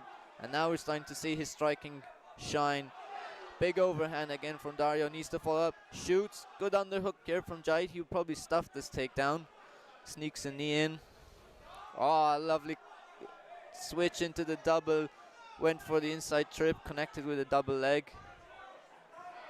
But Jaid does a good job to get back up. Smiling. Oh, big leg kick. Big knee. But he does sacrifice the distance doing that. Now Dario has him against the corner.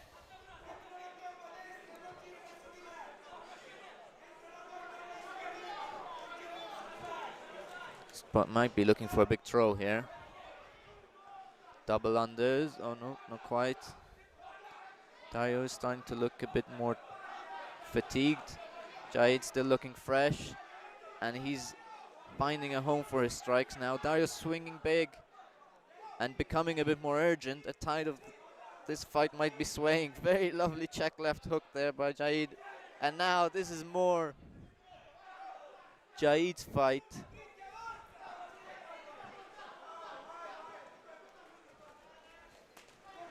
And you can see him smirking as if he knows that Dario's gas tank is starting to betray him here. He's going to become more urgent. And I think that's when Jaid is going to become more dangerous. He can use this. Oh, big takedown here by Dario. He can't waste this. Again, he's behind in this round.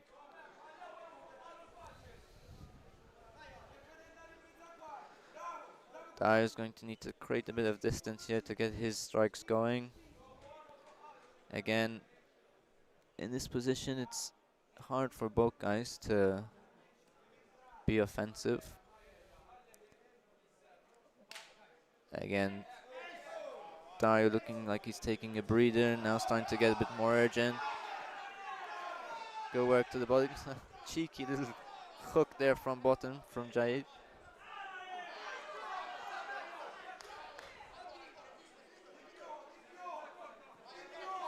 Jaid doing a good job controlling the posture here, holding the head. To be fair, again, 20 seconds left. I do think this Jaid's round. He doesn't need to be too urgent here. Just needs to avoid getting hit too hard.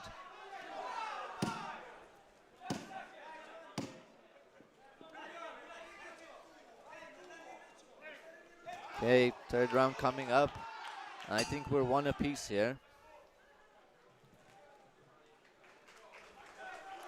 Much better round there for Jaid. Good takedown defense. And he stung Dario a few times. Here he managed to get the underhook in and circle off. Big low kick there. And switch knee.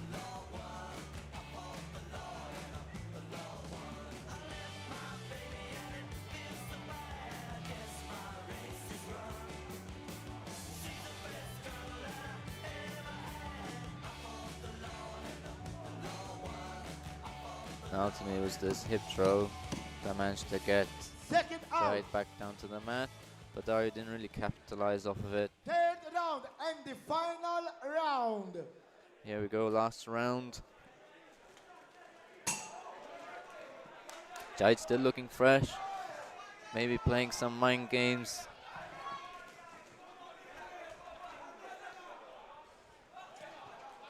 Ooh, big swing and a miss.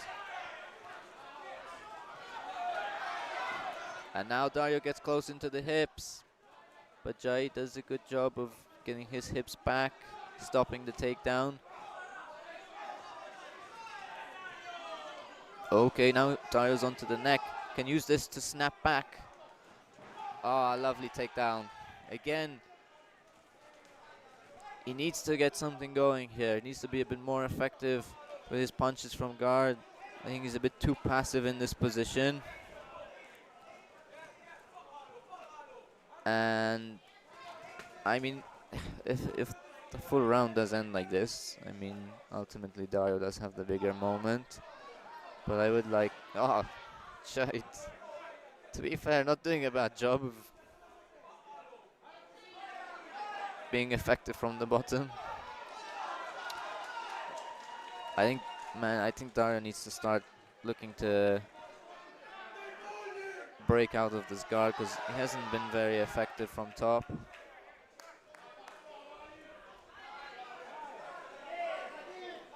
Oh, I thought maybe Jahid might be setting up a triangle there. The referee might be standing them up now. Again,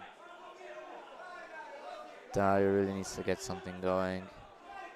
It's a shame because the takedown was really good, but just hasn't been able to capitalize much.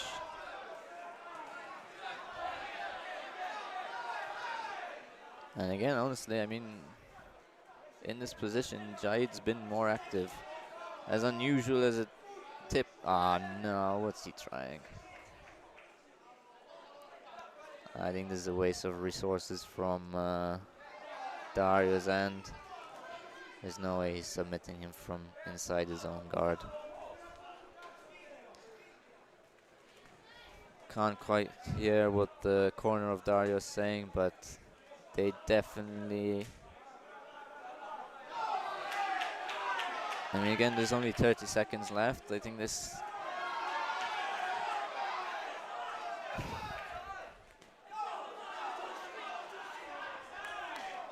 He needs to finish big, because I wouldn't be surprised if the judges look at Jahid's activity from bottom and almost prioritize that over the takedown and these punches on top.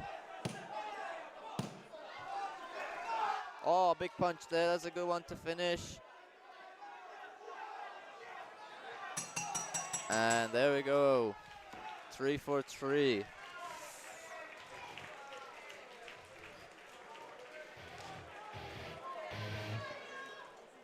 Interesting match. Again, I think the biggest round... I mean, Jahid's second round was good. He had some big moments on the feet. Dario had the big first round, was a bit more aggressive with his grappling.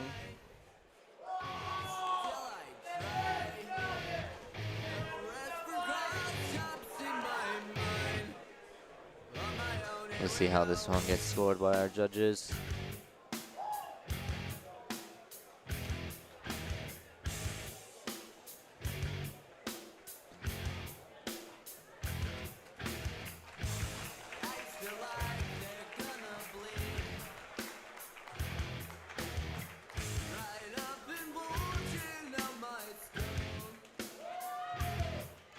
Nice takedown, hit us twice off the front headlock. The problem is every time he did, he landed directly into the closed The guard. judges have deliberated, and your winner by split decision in the blue corner, Dario DeFalco. Again, split decision. I think that's a fair call. It's hard to score those punches from bottom close guard. I think Jai did a good job of looking active, but ultimately he needed to try and get up from that position and not settle there as much. Again, same goes for Dario. I feel like he needs to progress with his grappling a bit more. Overall, I think both guys have a lot to take away from this.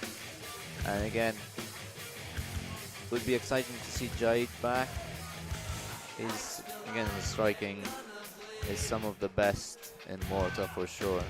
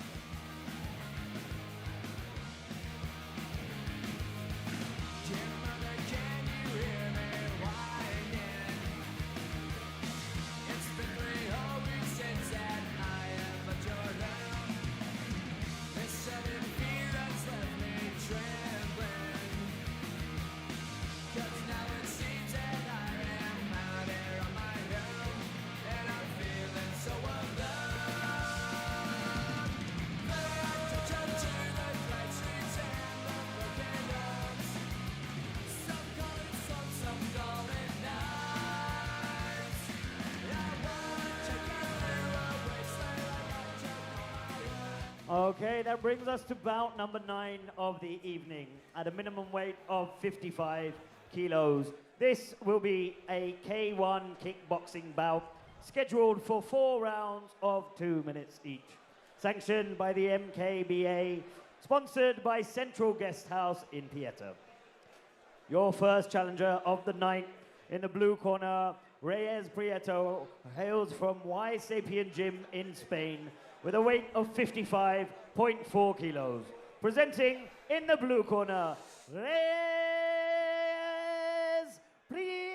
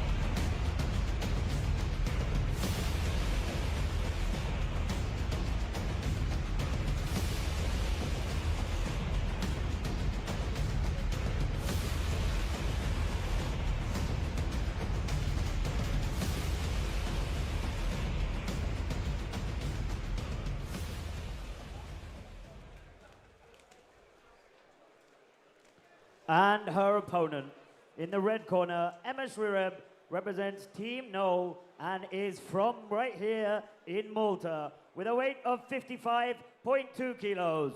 In the red corner, Emma Shrireb.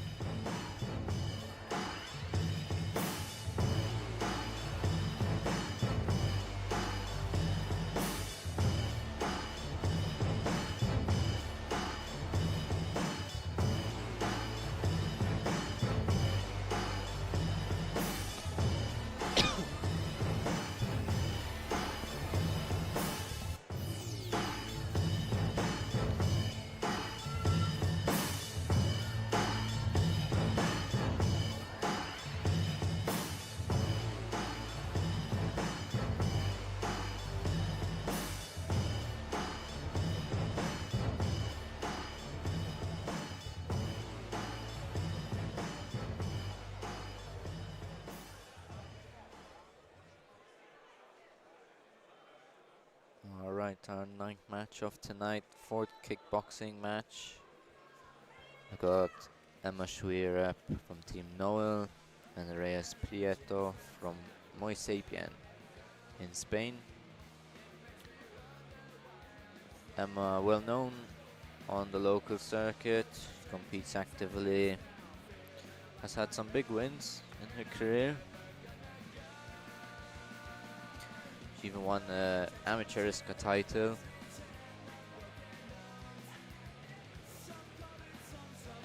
Reyes Prieto doesn't lack experience herself. She competes actively, has competed outside of her country of Spain as well. Today she adds Malta to the list. Second out. Round 1. Alright, here we go, first round.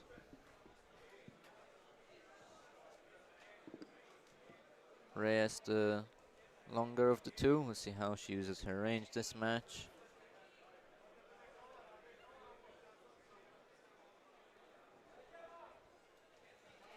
Emma marching forward, keeping the pressure up. She's working that low kick well. Oh, nice combination there. Very oh wow, lovely mix between her boxing and then followed up with the high kick. Working off the lead leg too. And she has Reyes Prieto back shuffling here. Another nice low kick. Reyes returns. Nice mix of the jab, cross to the body and then high kick from Emma. Big body kick there from Reyes. Heard that one from here. Teep to the face. Reyes needs to work a bit more behind her jab and teep. Emma is getting into her distance a bit too easily. And she's unleashing these heavy combos every time she gets close enough. Circles off, just misses with a high kick.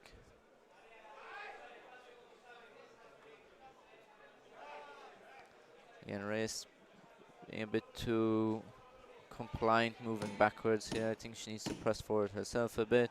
Another nice low kick there from Emma. Ah, big overhand. Catches Reyes as she circles off. Better with the teeps, but she needs to circle off now. And that's her first round done. Strong round from Emma. I think just more effective of the two. Control the center of the ring well. And ultimately landed the better shots in my opinion.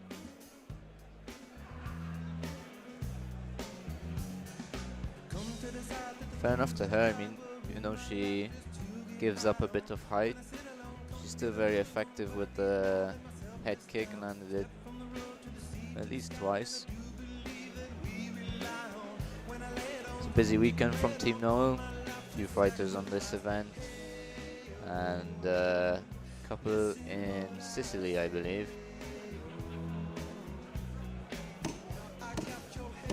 Busy weekend for Maltese. Second out. Martial arts. Also shout out Round. to Andy Valencia, who won on Polaris, first Maltese representative to compete on Polaris, so shout out Andy, congrats, great performance.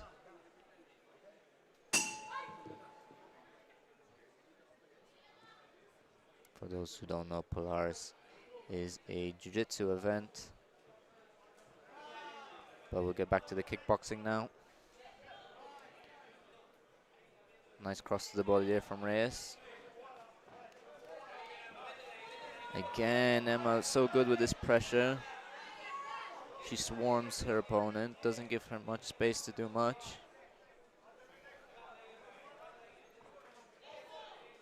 And again, everything Reyes throws, even though she's had a few really good strikes, Emma seems to wear it very well.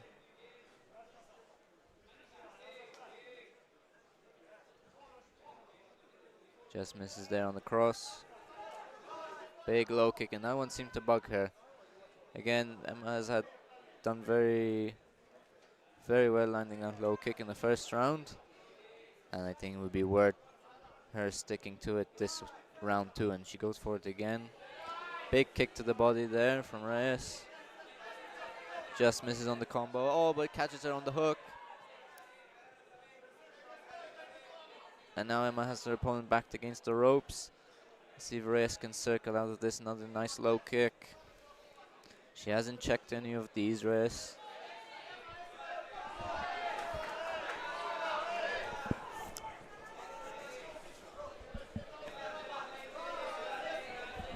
Just misses there.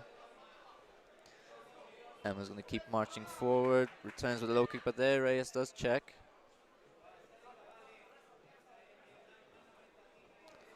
Nice follow-up on the cross. Another low kick. And now she has her against the ropes. Let's see how effective Emma can be here. And that's her second round.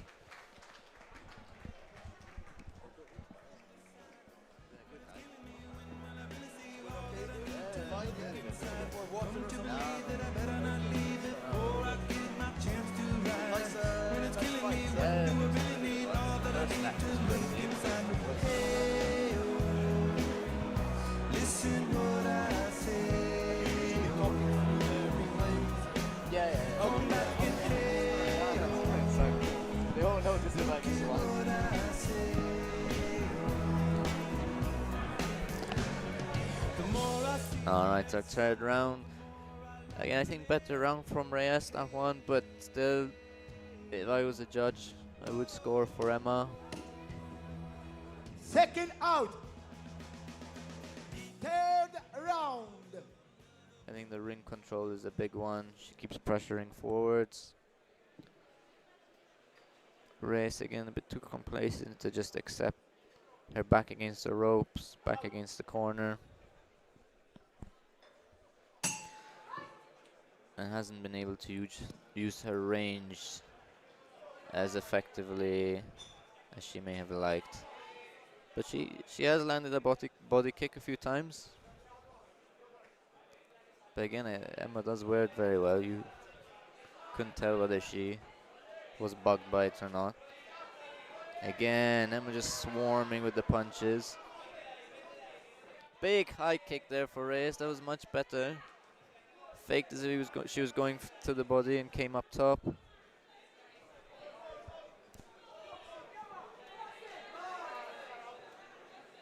Nice circles off the ropes. Good push kick there. Tries to go again. Emma gets out of the way, and again it's time to return with her own punches. Big hook over the top. Mixes in a low kick there.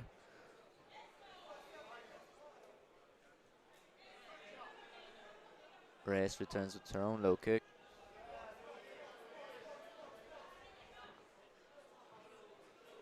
Oh, nice high kick there for Reyes.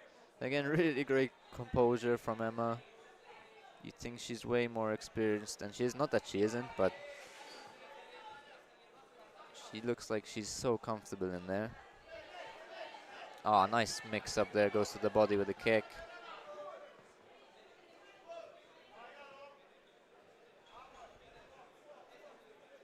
And again, this is a semi-pro match, so no shins on. Just bone to bone. 15 seconds left.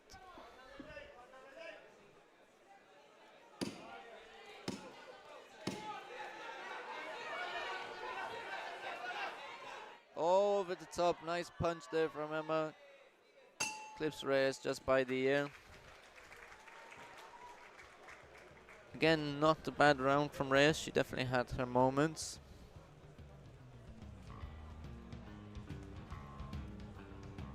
But I still think Emma just pushing forward, still effective with her boxing, still chopping at the low kick. And in all fairness to both athletes, they're still looking fresh. You can tell these two are a bit more experienced than some of the earlier matches. They're very efficient with their strikes. not wasting as much energy. Punches are a lot more tighter. Kicks are timed well. Second out. A very nice flurry here from Emma. Fourth round and the final round. So our fourth and final round.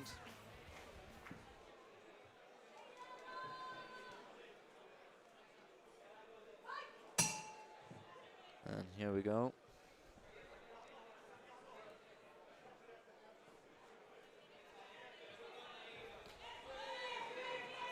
Kick blocked there by Emma. Nice push kick down the middle from Reyes.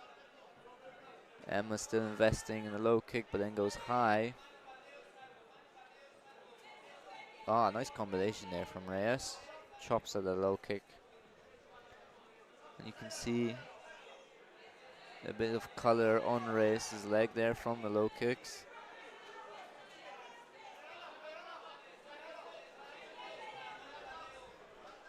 Just out of range. Nice lead body kick there from Reyes. Again, she has been effective with the body kick, but so has Emma, as she returns one right there. Ah, nice sharp 1-2 down the pipe. Ooh.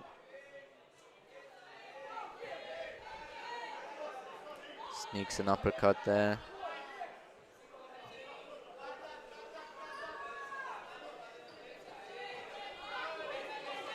Oh, big body shot. Oh, now she's really starting to find a home up top.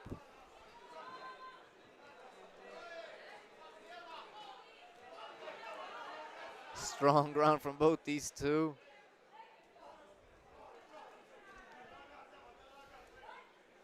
Both girls have their feet on the gas.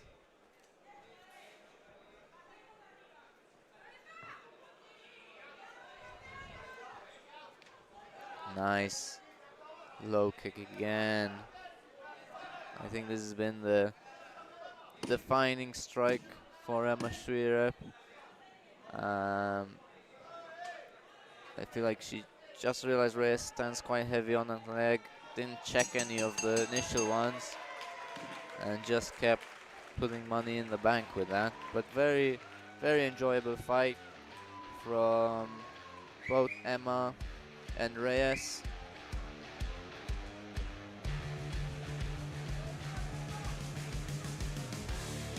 Well, mutual respect there from both athletes and their teams.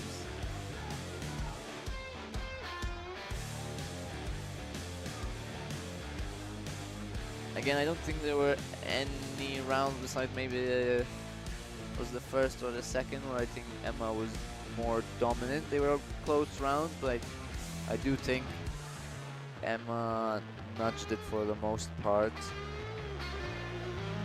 Especially with the ring control. I feel like she landed some of the bigger strikes too. But we'll see what the judges decide now.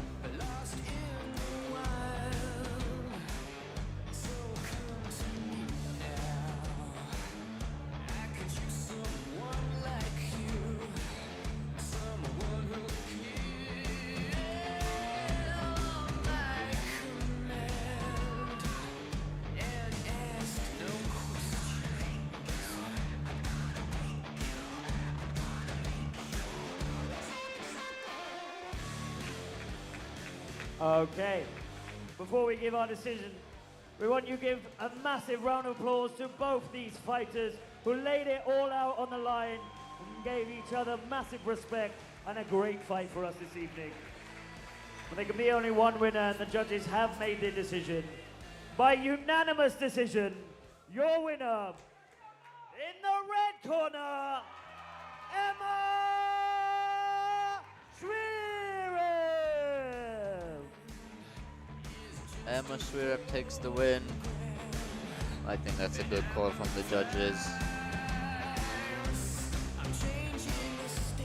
And on your screen you can see the next 3 matches, the final 3 matches of tonight. Some very exciting fights.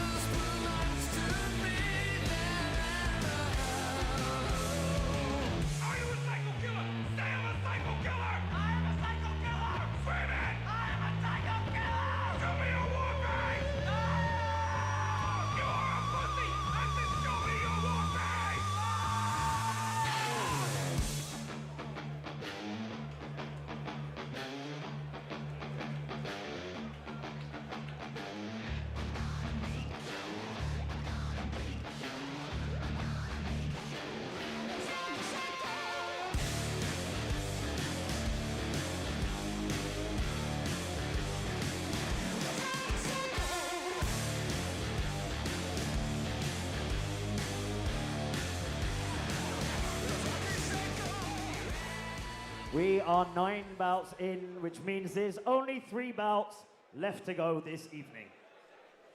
Bout number 10 is a K1 kickboxing bout scheduled for 3 rounds of 3 minutes, sanctioned by the MKBA, sponsored by Eat Well and Team Sport.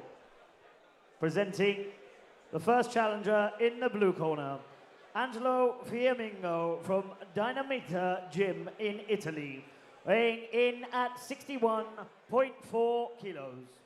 I present to you in the blue corner, the challenger, Angelo Fiammingo.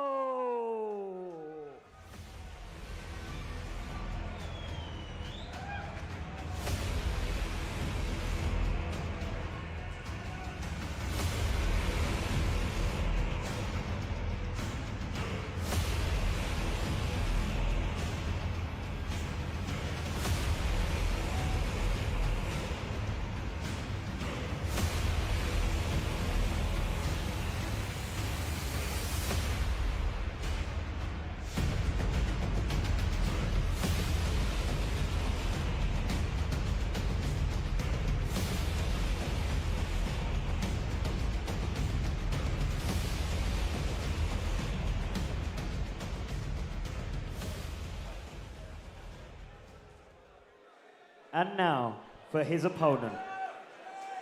Representing Warriors Heart Gym in Malta and his home nation of France. He has a Rage combat record of 1-0 by knockout. Weighing in at 64 kilograms, in the red corner, Prince Kevin O'Gallagher.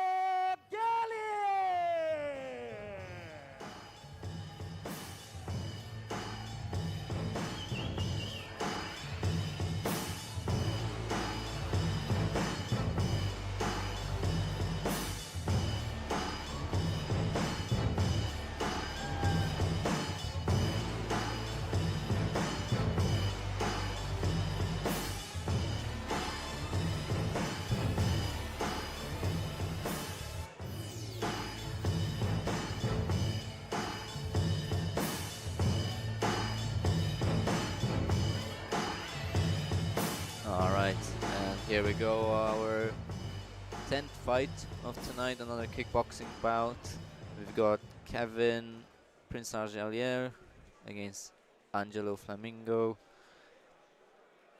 Very excited for this one. We've seen Kevin before on Rage Combat, but again, if you follow local martial arts and kickboxing, you'll definitely know who Kevin is. He's very active on the scene. He's also competed overseas a few times. Very well accomplished kickboxer, and he will be up against Angelo Flamingo, who is visiting over here from Italy. He has fought on Max Muy Thai in Thailand, a very big promotion there, and won. So it will be interesting to see how he stacks up against one of the best local kickboxers here. Something that always impresses me when I see Kevin fight is how he makes 64 kilos so The referee regularly, is happy 'cause with his checks. that is one massive It's 64 time to kilo rage! guy. Obviously, again, he's rehydrated by now, but you can tell he's disciplined with his weight cut. And he can walk into the ring looking like this. Second out. So here we go. Round 1. Kevin against Angelo. Kevin known for his speed. You can see there, just fast twitch all the way, 1-2 down the pipe. He's so good at darting in and out, landing punches and not getting hit. Oh, big overhand over the top. Sends Dario stumbling backwards. Alright, the referee breaks them apart here. Nice push kick down the middle there from Angelo. Nice fakes there from Kevin. Again, just makes his opponent a bit more wary. Ah, nice follow up to the leg kick with the from the body punch. So far, again, Kevin doing a good job of just, again, getting in, landing, and getting out before he can get hit. Oh, big overhand by Kevin. Drops Angelo, and he is managed to recover himself. It wasn't looking promising at first, but he seems to be back on his feet. Let's see how Kevin's gonna approach this. I'm sure he smells blood in the water. Rips to the body. And another one, big over, and Angelo's down again. Another count, and this might be over. But he's up again. Ooh. I think that's it. I think that's it. Referee calls it. Angelo isn't too happy, but that is the right decision.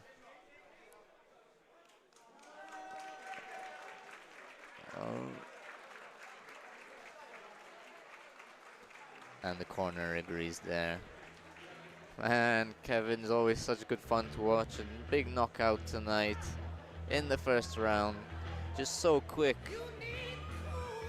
and smart too. You can see he dropped him with the overhand right. Once Angelo recovered, got his count in, came back. Kevin, same setup, but then went to the body. And then on the second one, came up top again and managed to drop Angelo and finish the fight. So another win under Kevin's belt. Always great fun to see him, such a skilled kickboxer.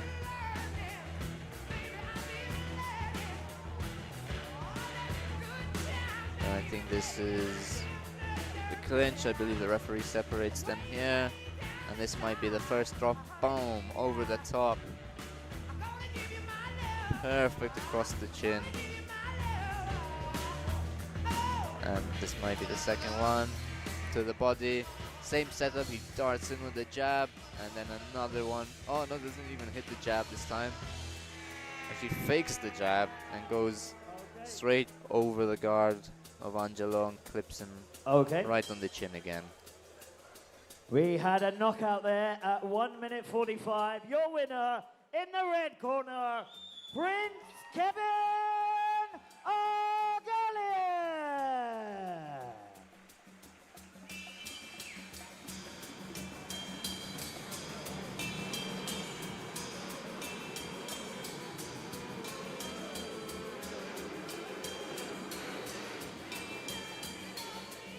I'm sure Angelo's disappointed there, didn't manage to get to showcase much of his skills. But no shame in losing to Kevin again. A well-experienced and accomplished athlete on the local scene.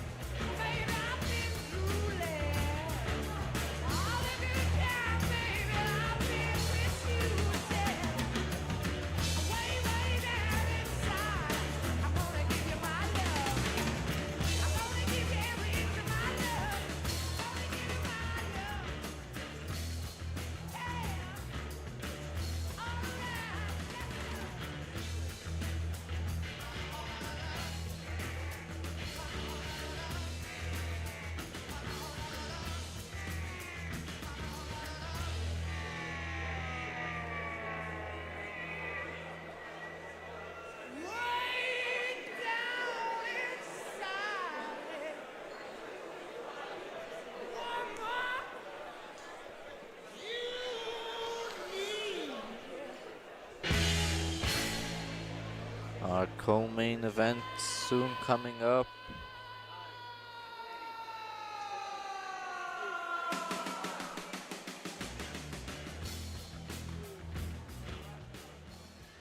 Okay, ladies and gentlemen, we come to our penultimate fight of this evening.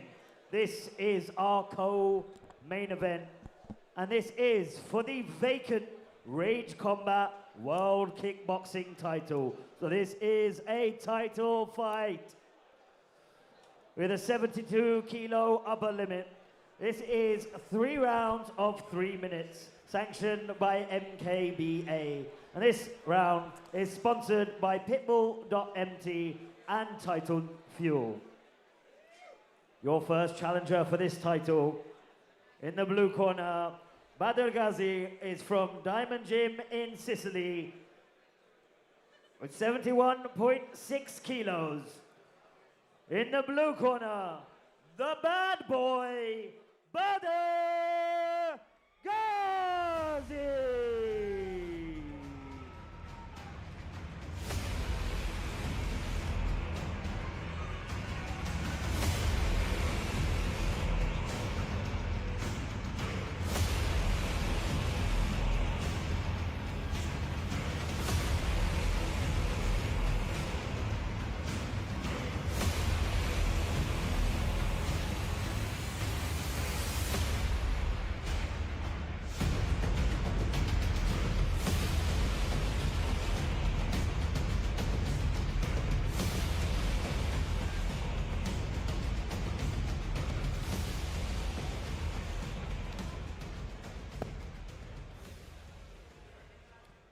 And his opponent, in the red corner, fighting out of Fort Fitness and representing Serbia, 71.6 kilos. In the red corner, Borko Stanojic.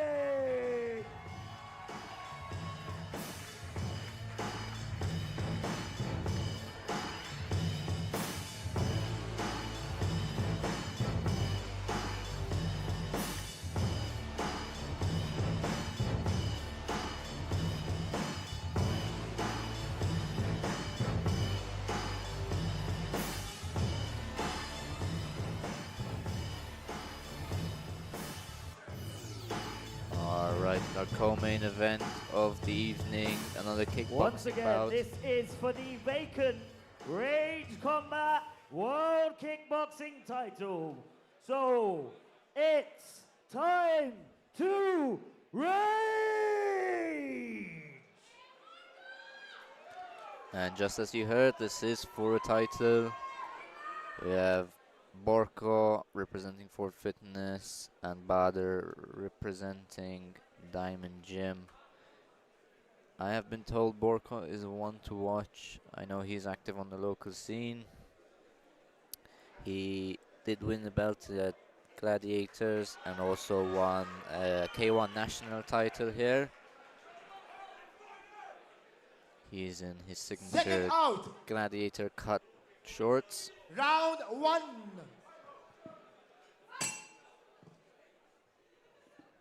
And let's see what this fight has to offer. Nice switch kick to start from Badr. Borko keeping the pressure right off the bat. Oh, big switch knee. And Badr, big combination. Just loses balance there. I'm not sure how clean the knee landed, but he throws it again and seems to hit. Badr being affected despite moving backwards. Nice slip and then return from Badr. Here Borko has his opponent against the ropes in the corner. Badr circles away. Nice overhand over the top there from Borko. Big miss there from Badr. Strong body kick, one down the pipe there from Borko. And he keeps moving forward now. Just misses there, Badr. Surely Borko's aware now of the jumping switch knee.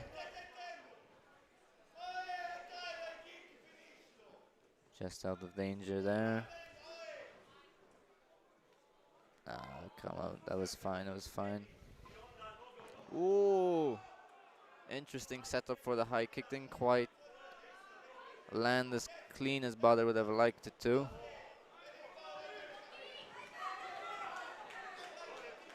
Oh, big teep down the middle. Borko chopping that leg.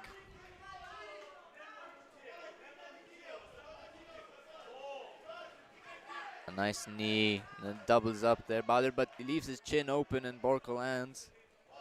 Another switch knee. Ooh! A left hand over the top. Looked like it wobbled Badr for a second. Just misses with the high kick now. Borko rips to the body. Nice 1-2 down the pipe there for Badr. Clean body kick too. Oh, we've got the mouth guard on the loose. Of all the fighters we saw tonight who have moved back, sort of spent the fight moving backwards, Badr by far has been the most effective. Again, using that jump switch knee, his teeps, and his 1-2. Again, Borko keeps marching down. Nice tight guard. Just out of range there. Doubles up on the kick there, Badr. And we've got a stray pair of flip-flops.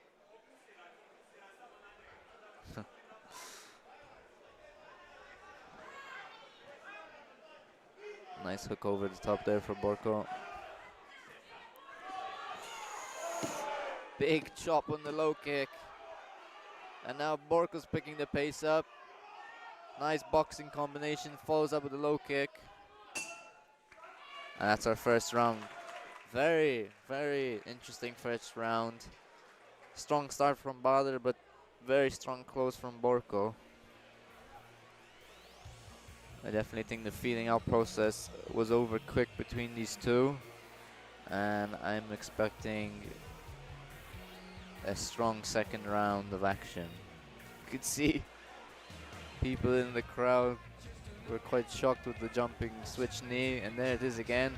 Doesn't quite land. Borko blocks with his hand, but does sneak a hook over the top. And big combination here. Badr does keep his guard tight, so nothing quite lands as clean as probably Borko would have liked it to. Second out.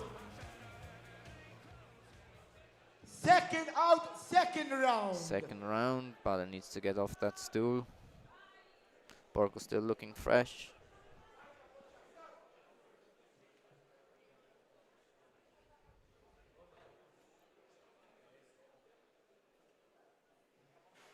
Alright, and off we go, second round. 2 of 3, Borko again keeps the pressure up. Badr is still dangerous though, moving backwards. Big low kick there from Borko. Again, chops at it again. Both sneak a knee in the clinch. Referee getting impatient there. Oh, big over hand from Badr. Sharp 1-2. That pierces Borko's guard. And a strong body kick. I can hear those all the way over here, even with the headphones on. Oh, big kick there from Borko. Just out of range. Nice 1-2. Nice check there from Borko with the kick. And big action in the clinch too. Badr proving to be a very worthy opponent for Borko.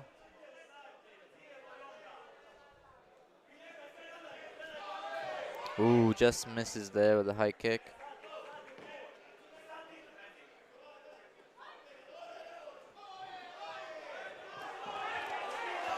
Okay, and good pressure here from Borko, putting his opponent up against the ropes.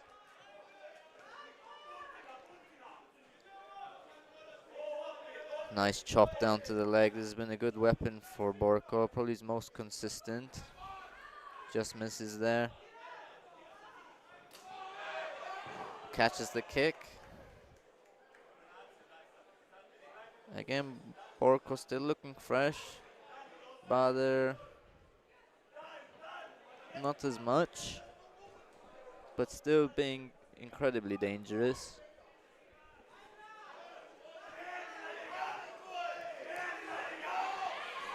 All right, big knee as well. Bader goes out the rings. Referee having a word with Bader, giving him a warning.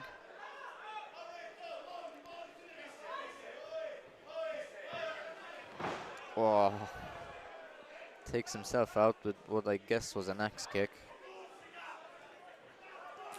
Whoa, big body kick there from Borko. And Bader keeps hanging over the ropes. I'm not sure why he's doing that. It might be the fatigue starting to kick in. He is clinching a bit more than he was in the first round. And a point deduction from Bader. The referee has seen enough to warrant the deduction. The last 10 seconds now. And that would definitely put Borko in the lead. Bader is going to need to close strong, possibly need a finish.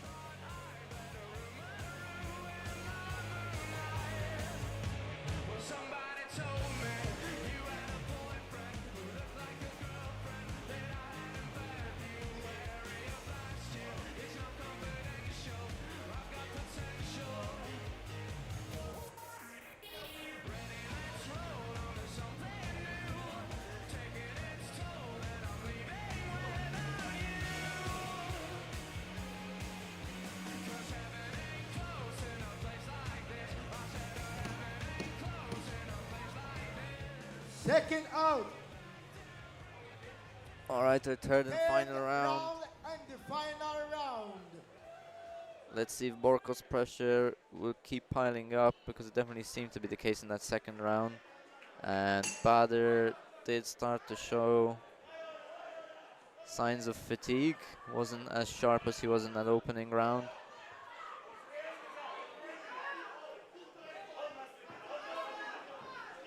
Nice teep there. And again, Bader keeps clinching despite his first warning. Sneaks a knee in there, Borko. Referee is not happy. Big head kick there, not happy. Borko just misses on the low kick. Break the clinch. Oh, are we getting another point deduction? Last warning.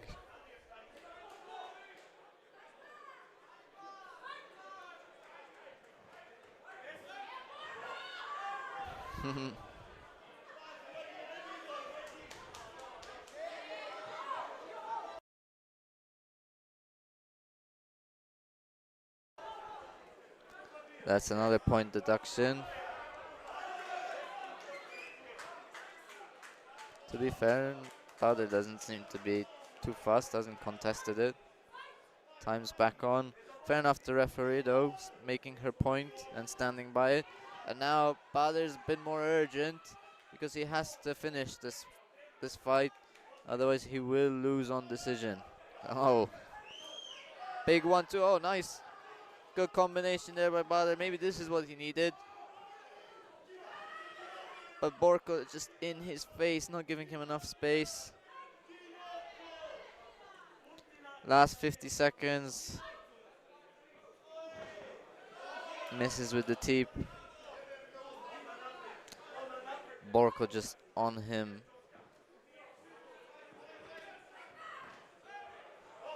But a good strategy from Borko. I mean, he gives up a bit of reach against Bader. And this has been an effective way to just crack him.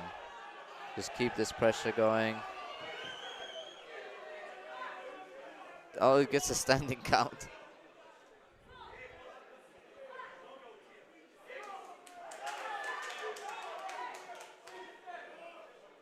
And takes the 8 count. Coaches don't seem to be too happy with Bader. Last 5 seconds, and this should be Borko's title to take home. Oh, time's not rang.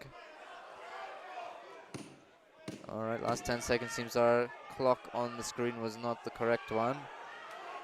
Bader just out of the way, a big cross there. And there it is.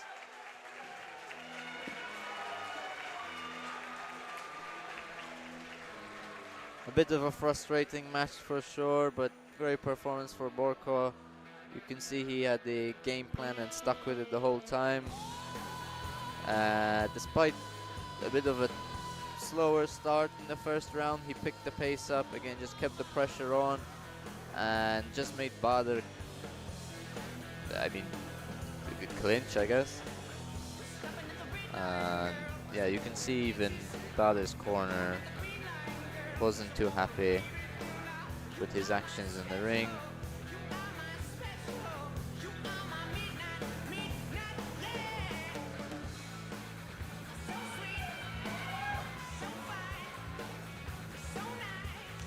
Referee calling the 2 fighters in. And again, Borko will be walking away with the title tonight. 2-point deductions for Bader, but also I think the second and third round were clearly Borko's.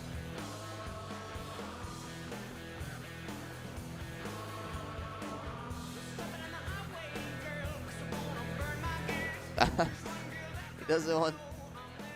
Wow, why? This is not a great image for Bader. I mean, the match is over, just deal with it. Okay, ladies and gentlemen, the judges have come to their decision. It was unanimous. The new Rage Combat World Kickboxing title. Oh, brata Muy in the red corner, Borko Stanovic.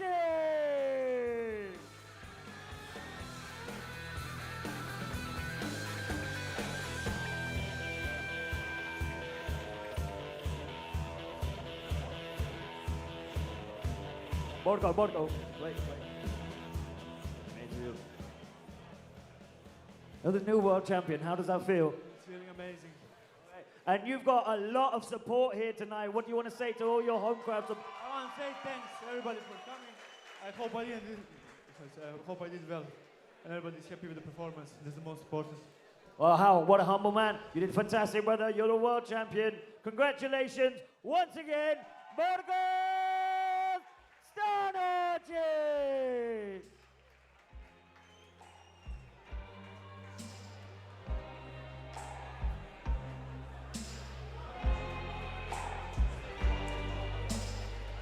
Our final match of tonight, our main event, Awefa Garan against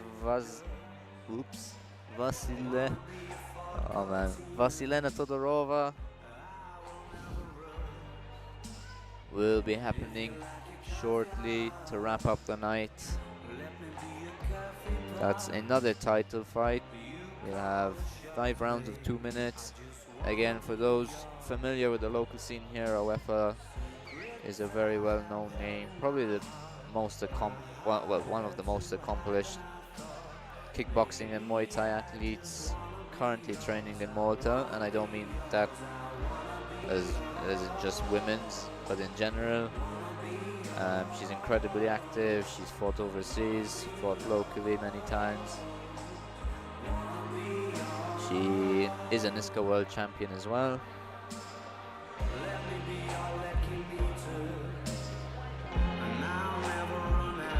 Vasilena, on the other hand, she's coming over from Spain, training out Muy Sapien, same gym as Reyes, who also had a good performance today. Again, was just short in a few moments, and I feel like just accepted Emma's pressure in her match a bit too easily.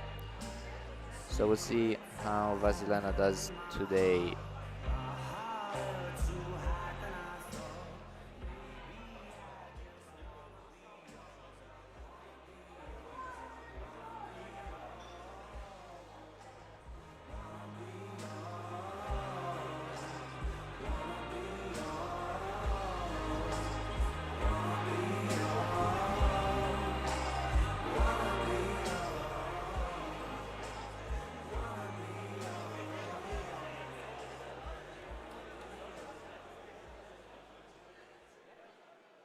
Okay, ladies and gentlemen, that brings us to our final bout of the evening. But before we do, we have some announcements to make to thank all our sponsors. But before I do that, I never introduced myself. I bet you're wondering, what's this foreigner doing here in this room? My name's Ali Storm, and I am a comedian in Malta under Wild Comedy Malta. And for all of you that were here today, if you go to wildcomedymalta.com and use the code RAGECOMBAT, you get 10% off all our future shows. If you don't know who Wild Comedy are, the founder's over there, and he's the guy that got sued by Gordon Manche. So you know we're funny. Now for our sponsors. We'd like to thank the sponsors of this event for all the fights, but most importantly, this title fight. Eat Well, Titan Fuel, Pitbull.mt, Central Guest House in Pieta, and Team Sport. This is for the vacant Rage Combat World Muay Thai title. It's an atom weight fight scheduled for 5 rounds of 2 minutes per round, sanctioned by the MKBA. Presenting first, in the blue corner, Vasilina Todorov is representing My Sapien Gym and her nation of Bulgaria at 47.1 kilograms. In the blue corner, Vasilina Todorov.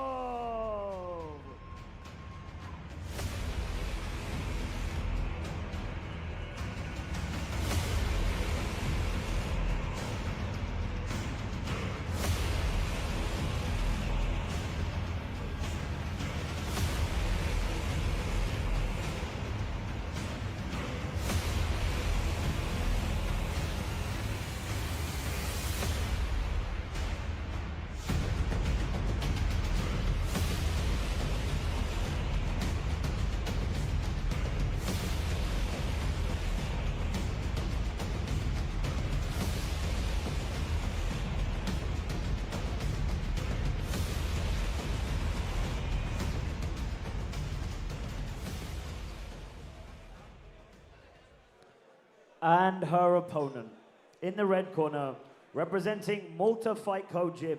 She has represented Malta Fight Co all the way to Thailand and back. She'll be carrying her flag of France and Malta, weighing in at 47.3 kilograms with a Rage Combat record of 1-0. In the red corner, away for goal!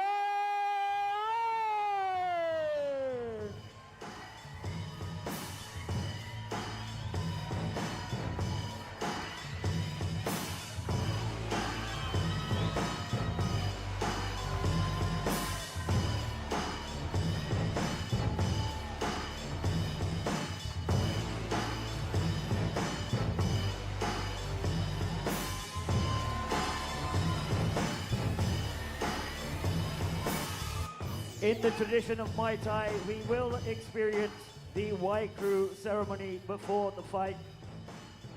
To all the fighters that have fought today, and to the two who are about to, we salute you.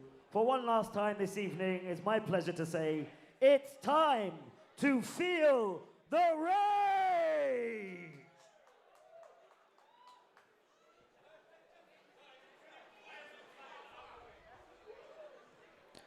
Alright, main event of the evening. Big support for UEFA as usual.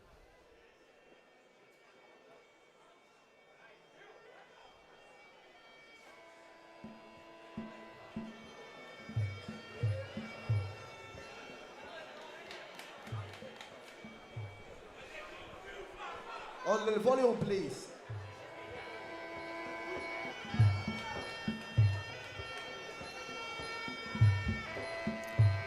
And we have our white crew for our second final Muay Thai bout of tonight.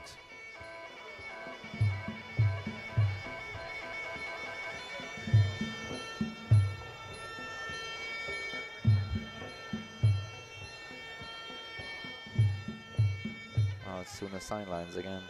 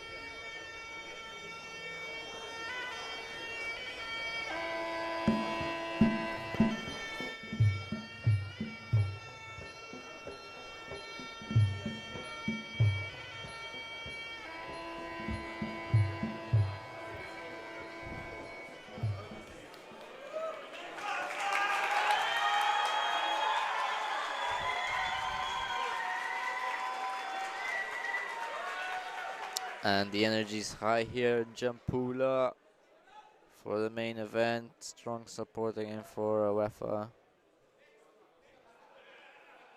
Our last fight of the night. Been a great event today. Really cool venue too. Hopefully this won't be the last of martial art events at Jampula. Maybe not in the summer because this place is always booked out with festivals and loads of events. But this has been one of the coolest venues I've ever seen a martial arts event happen in Malta. Second out. Right. Round one. Off we go. First round, 1 of 5. 2 minutes each round. And a UEFA. Strong pressure. Again, anyone who's seen her, she's known for her high volume. Whoa! And forward moving style. To be fair there though, for Vasilena, she did land a few good punches herself.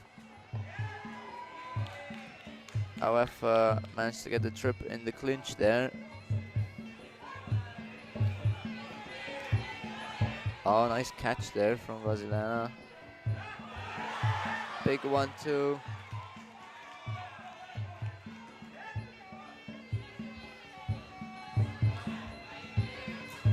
Oi. Elbow over the top, knee to the body. Again, however, very well rounded athlete, effective in the clinch, effective at range, and even in the pocket. Again, just very relentless pressure. Nice low kick, quick 1-2. Mixes an elbow in there as well.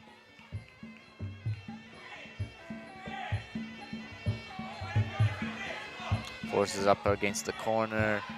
Strong knees there. Vasilena needs to make her way out.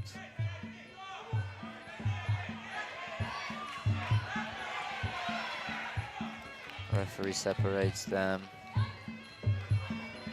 Oh, sharp jab there from Awefa. Hey, big throw. And the crowd backs her behind every strike. I feel like Vasilena's falling into Awefa's trap a bit too much, being too compliant to the pressure, complacent to the pressure. And again, not being as effective in the clinch. Awefa has had 2 trips now and just been more effective with the knees as well.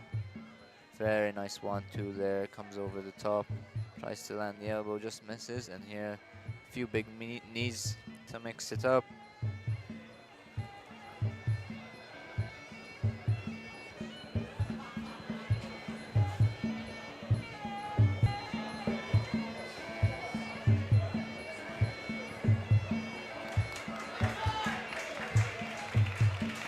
What?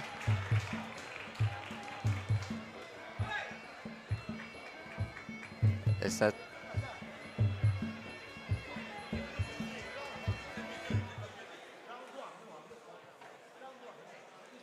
Did I see what is the round? Is the fight over?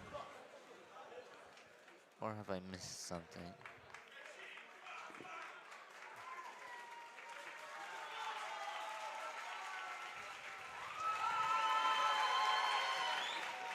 It looks like that's it. Seems like a retirement in the corner after the first round, which I'm not too sure why. But I mean, easier day at the office for Awefa. Hope obviously Vasilena's okay.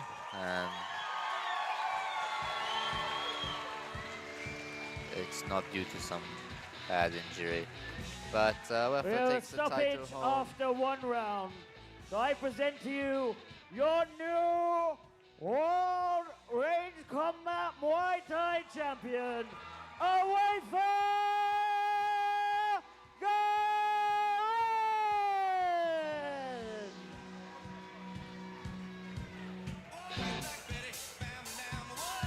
The first round stoppage for Awefa to claim the title.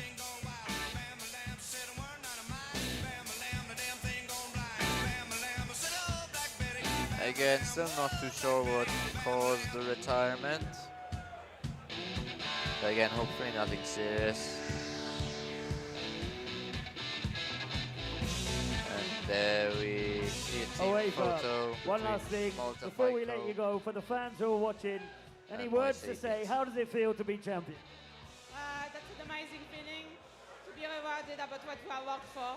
I would like to thank everyone, my coaches, Malta Fight Co, all my supporters and friends, and Mark, who managed to organize this event. Thank you. Amazing, thank you, Awefa Garin!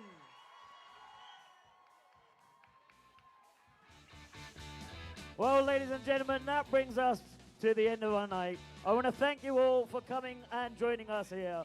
On behalf of Rage Combat, thank you once again. We felt that rage. Good night.